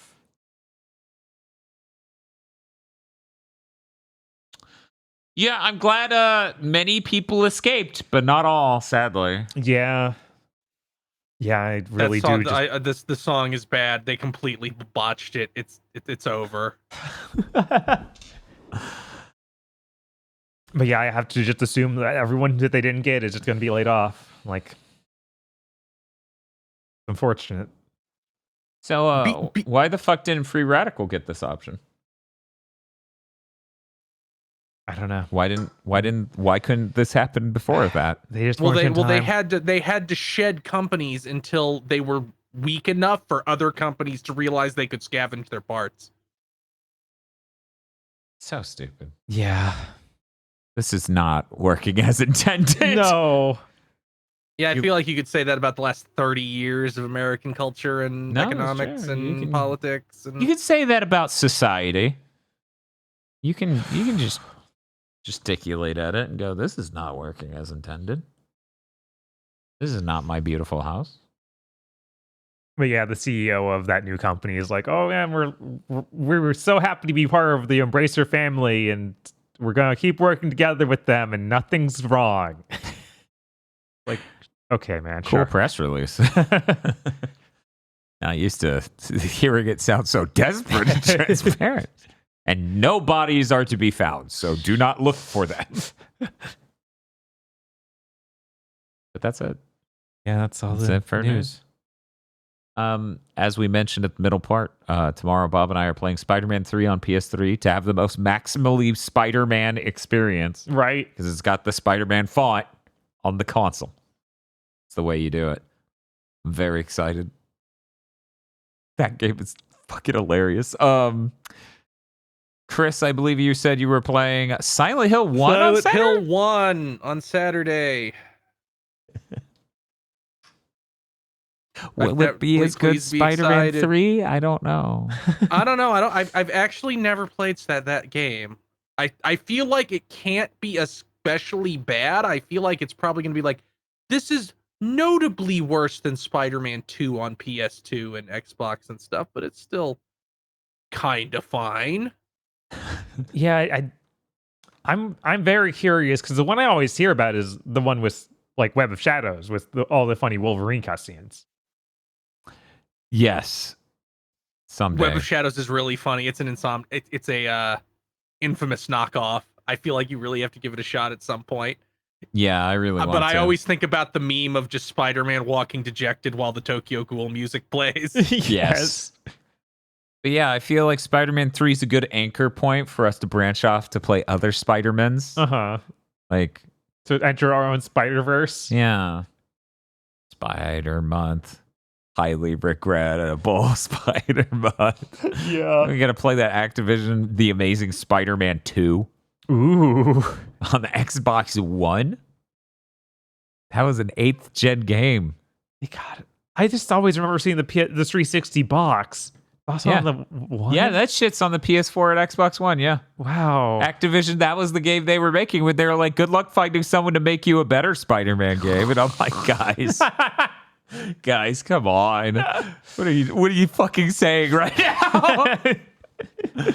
People really tried to pretend that those God, which ones? Like the 2.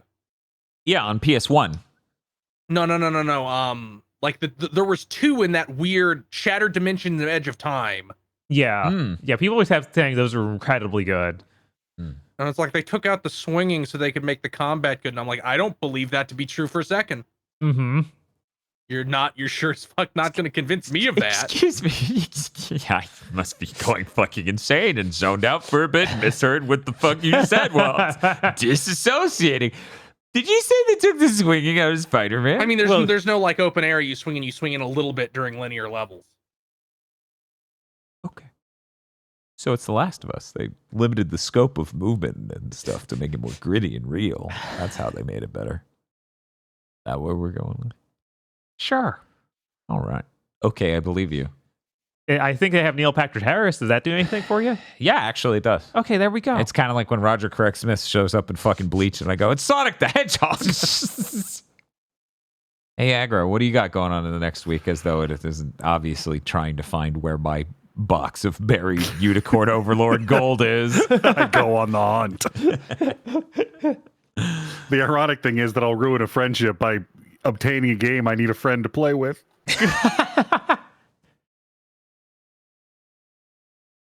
Well, that's going to do it for this episode of Big Thick Dimension. See you all, well, I guess tomorrow for Spider-Man. Bye. Right.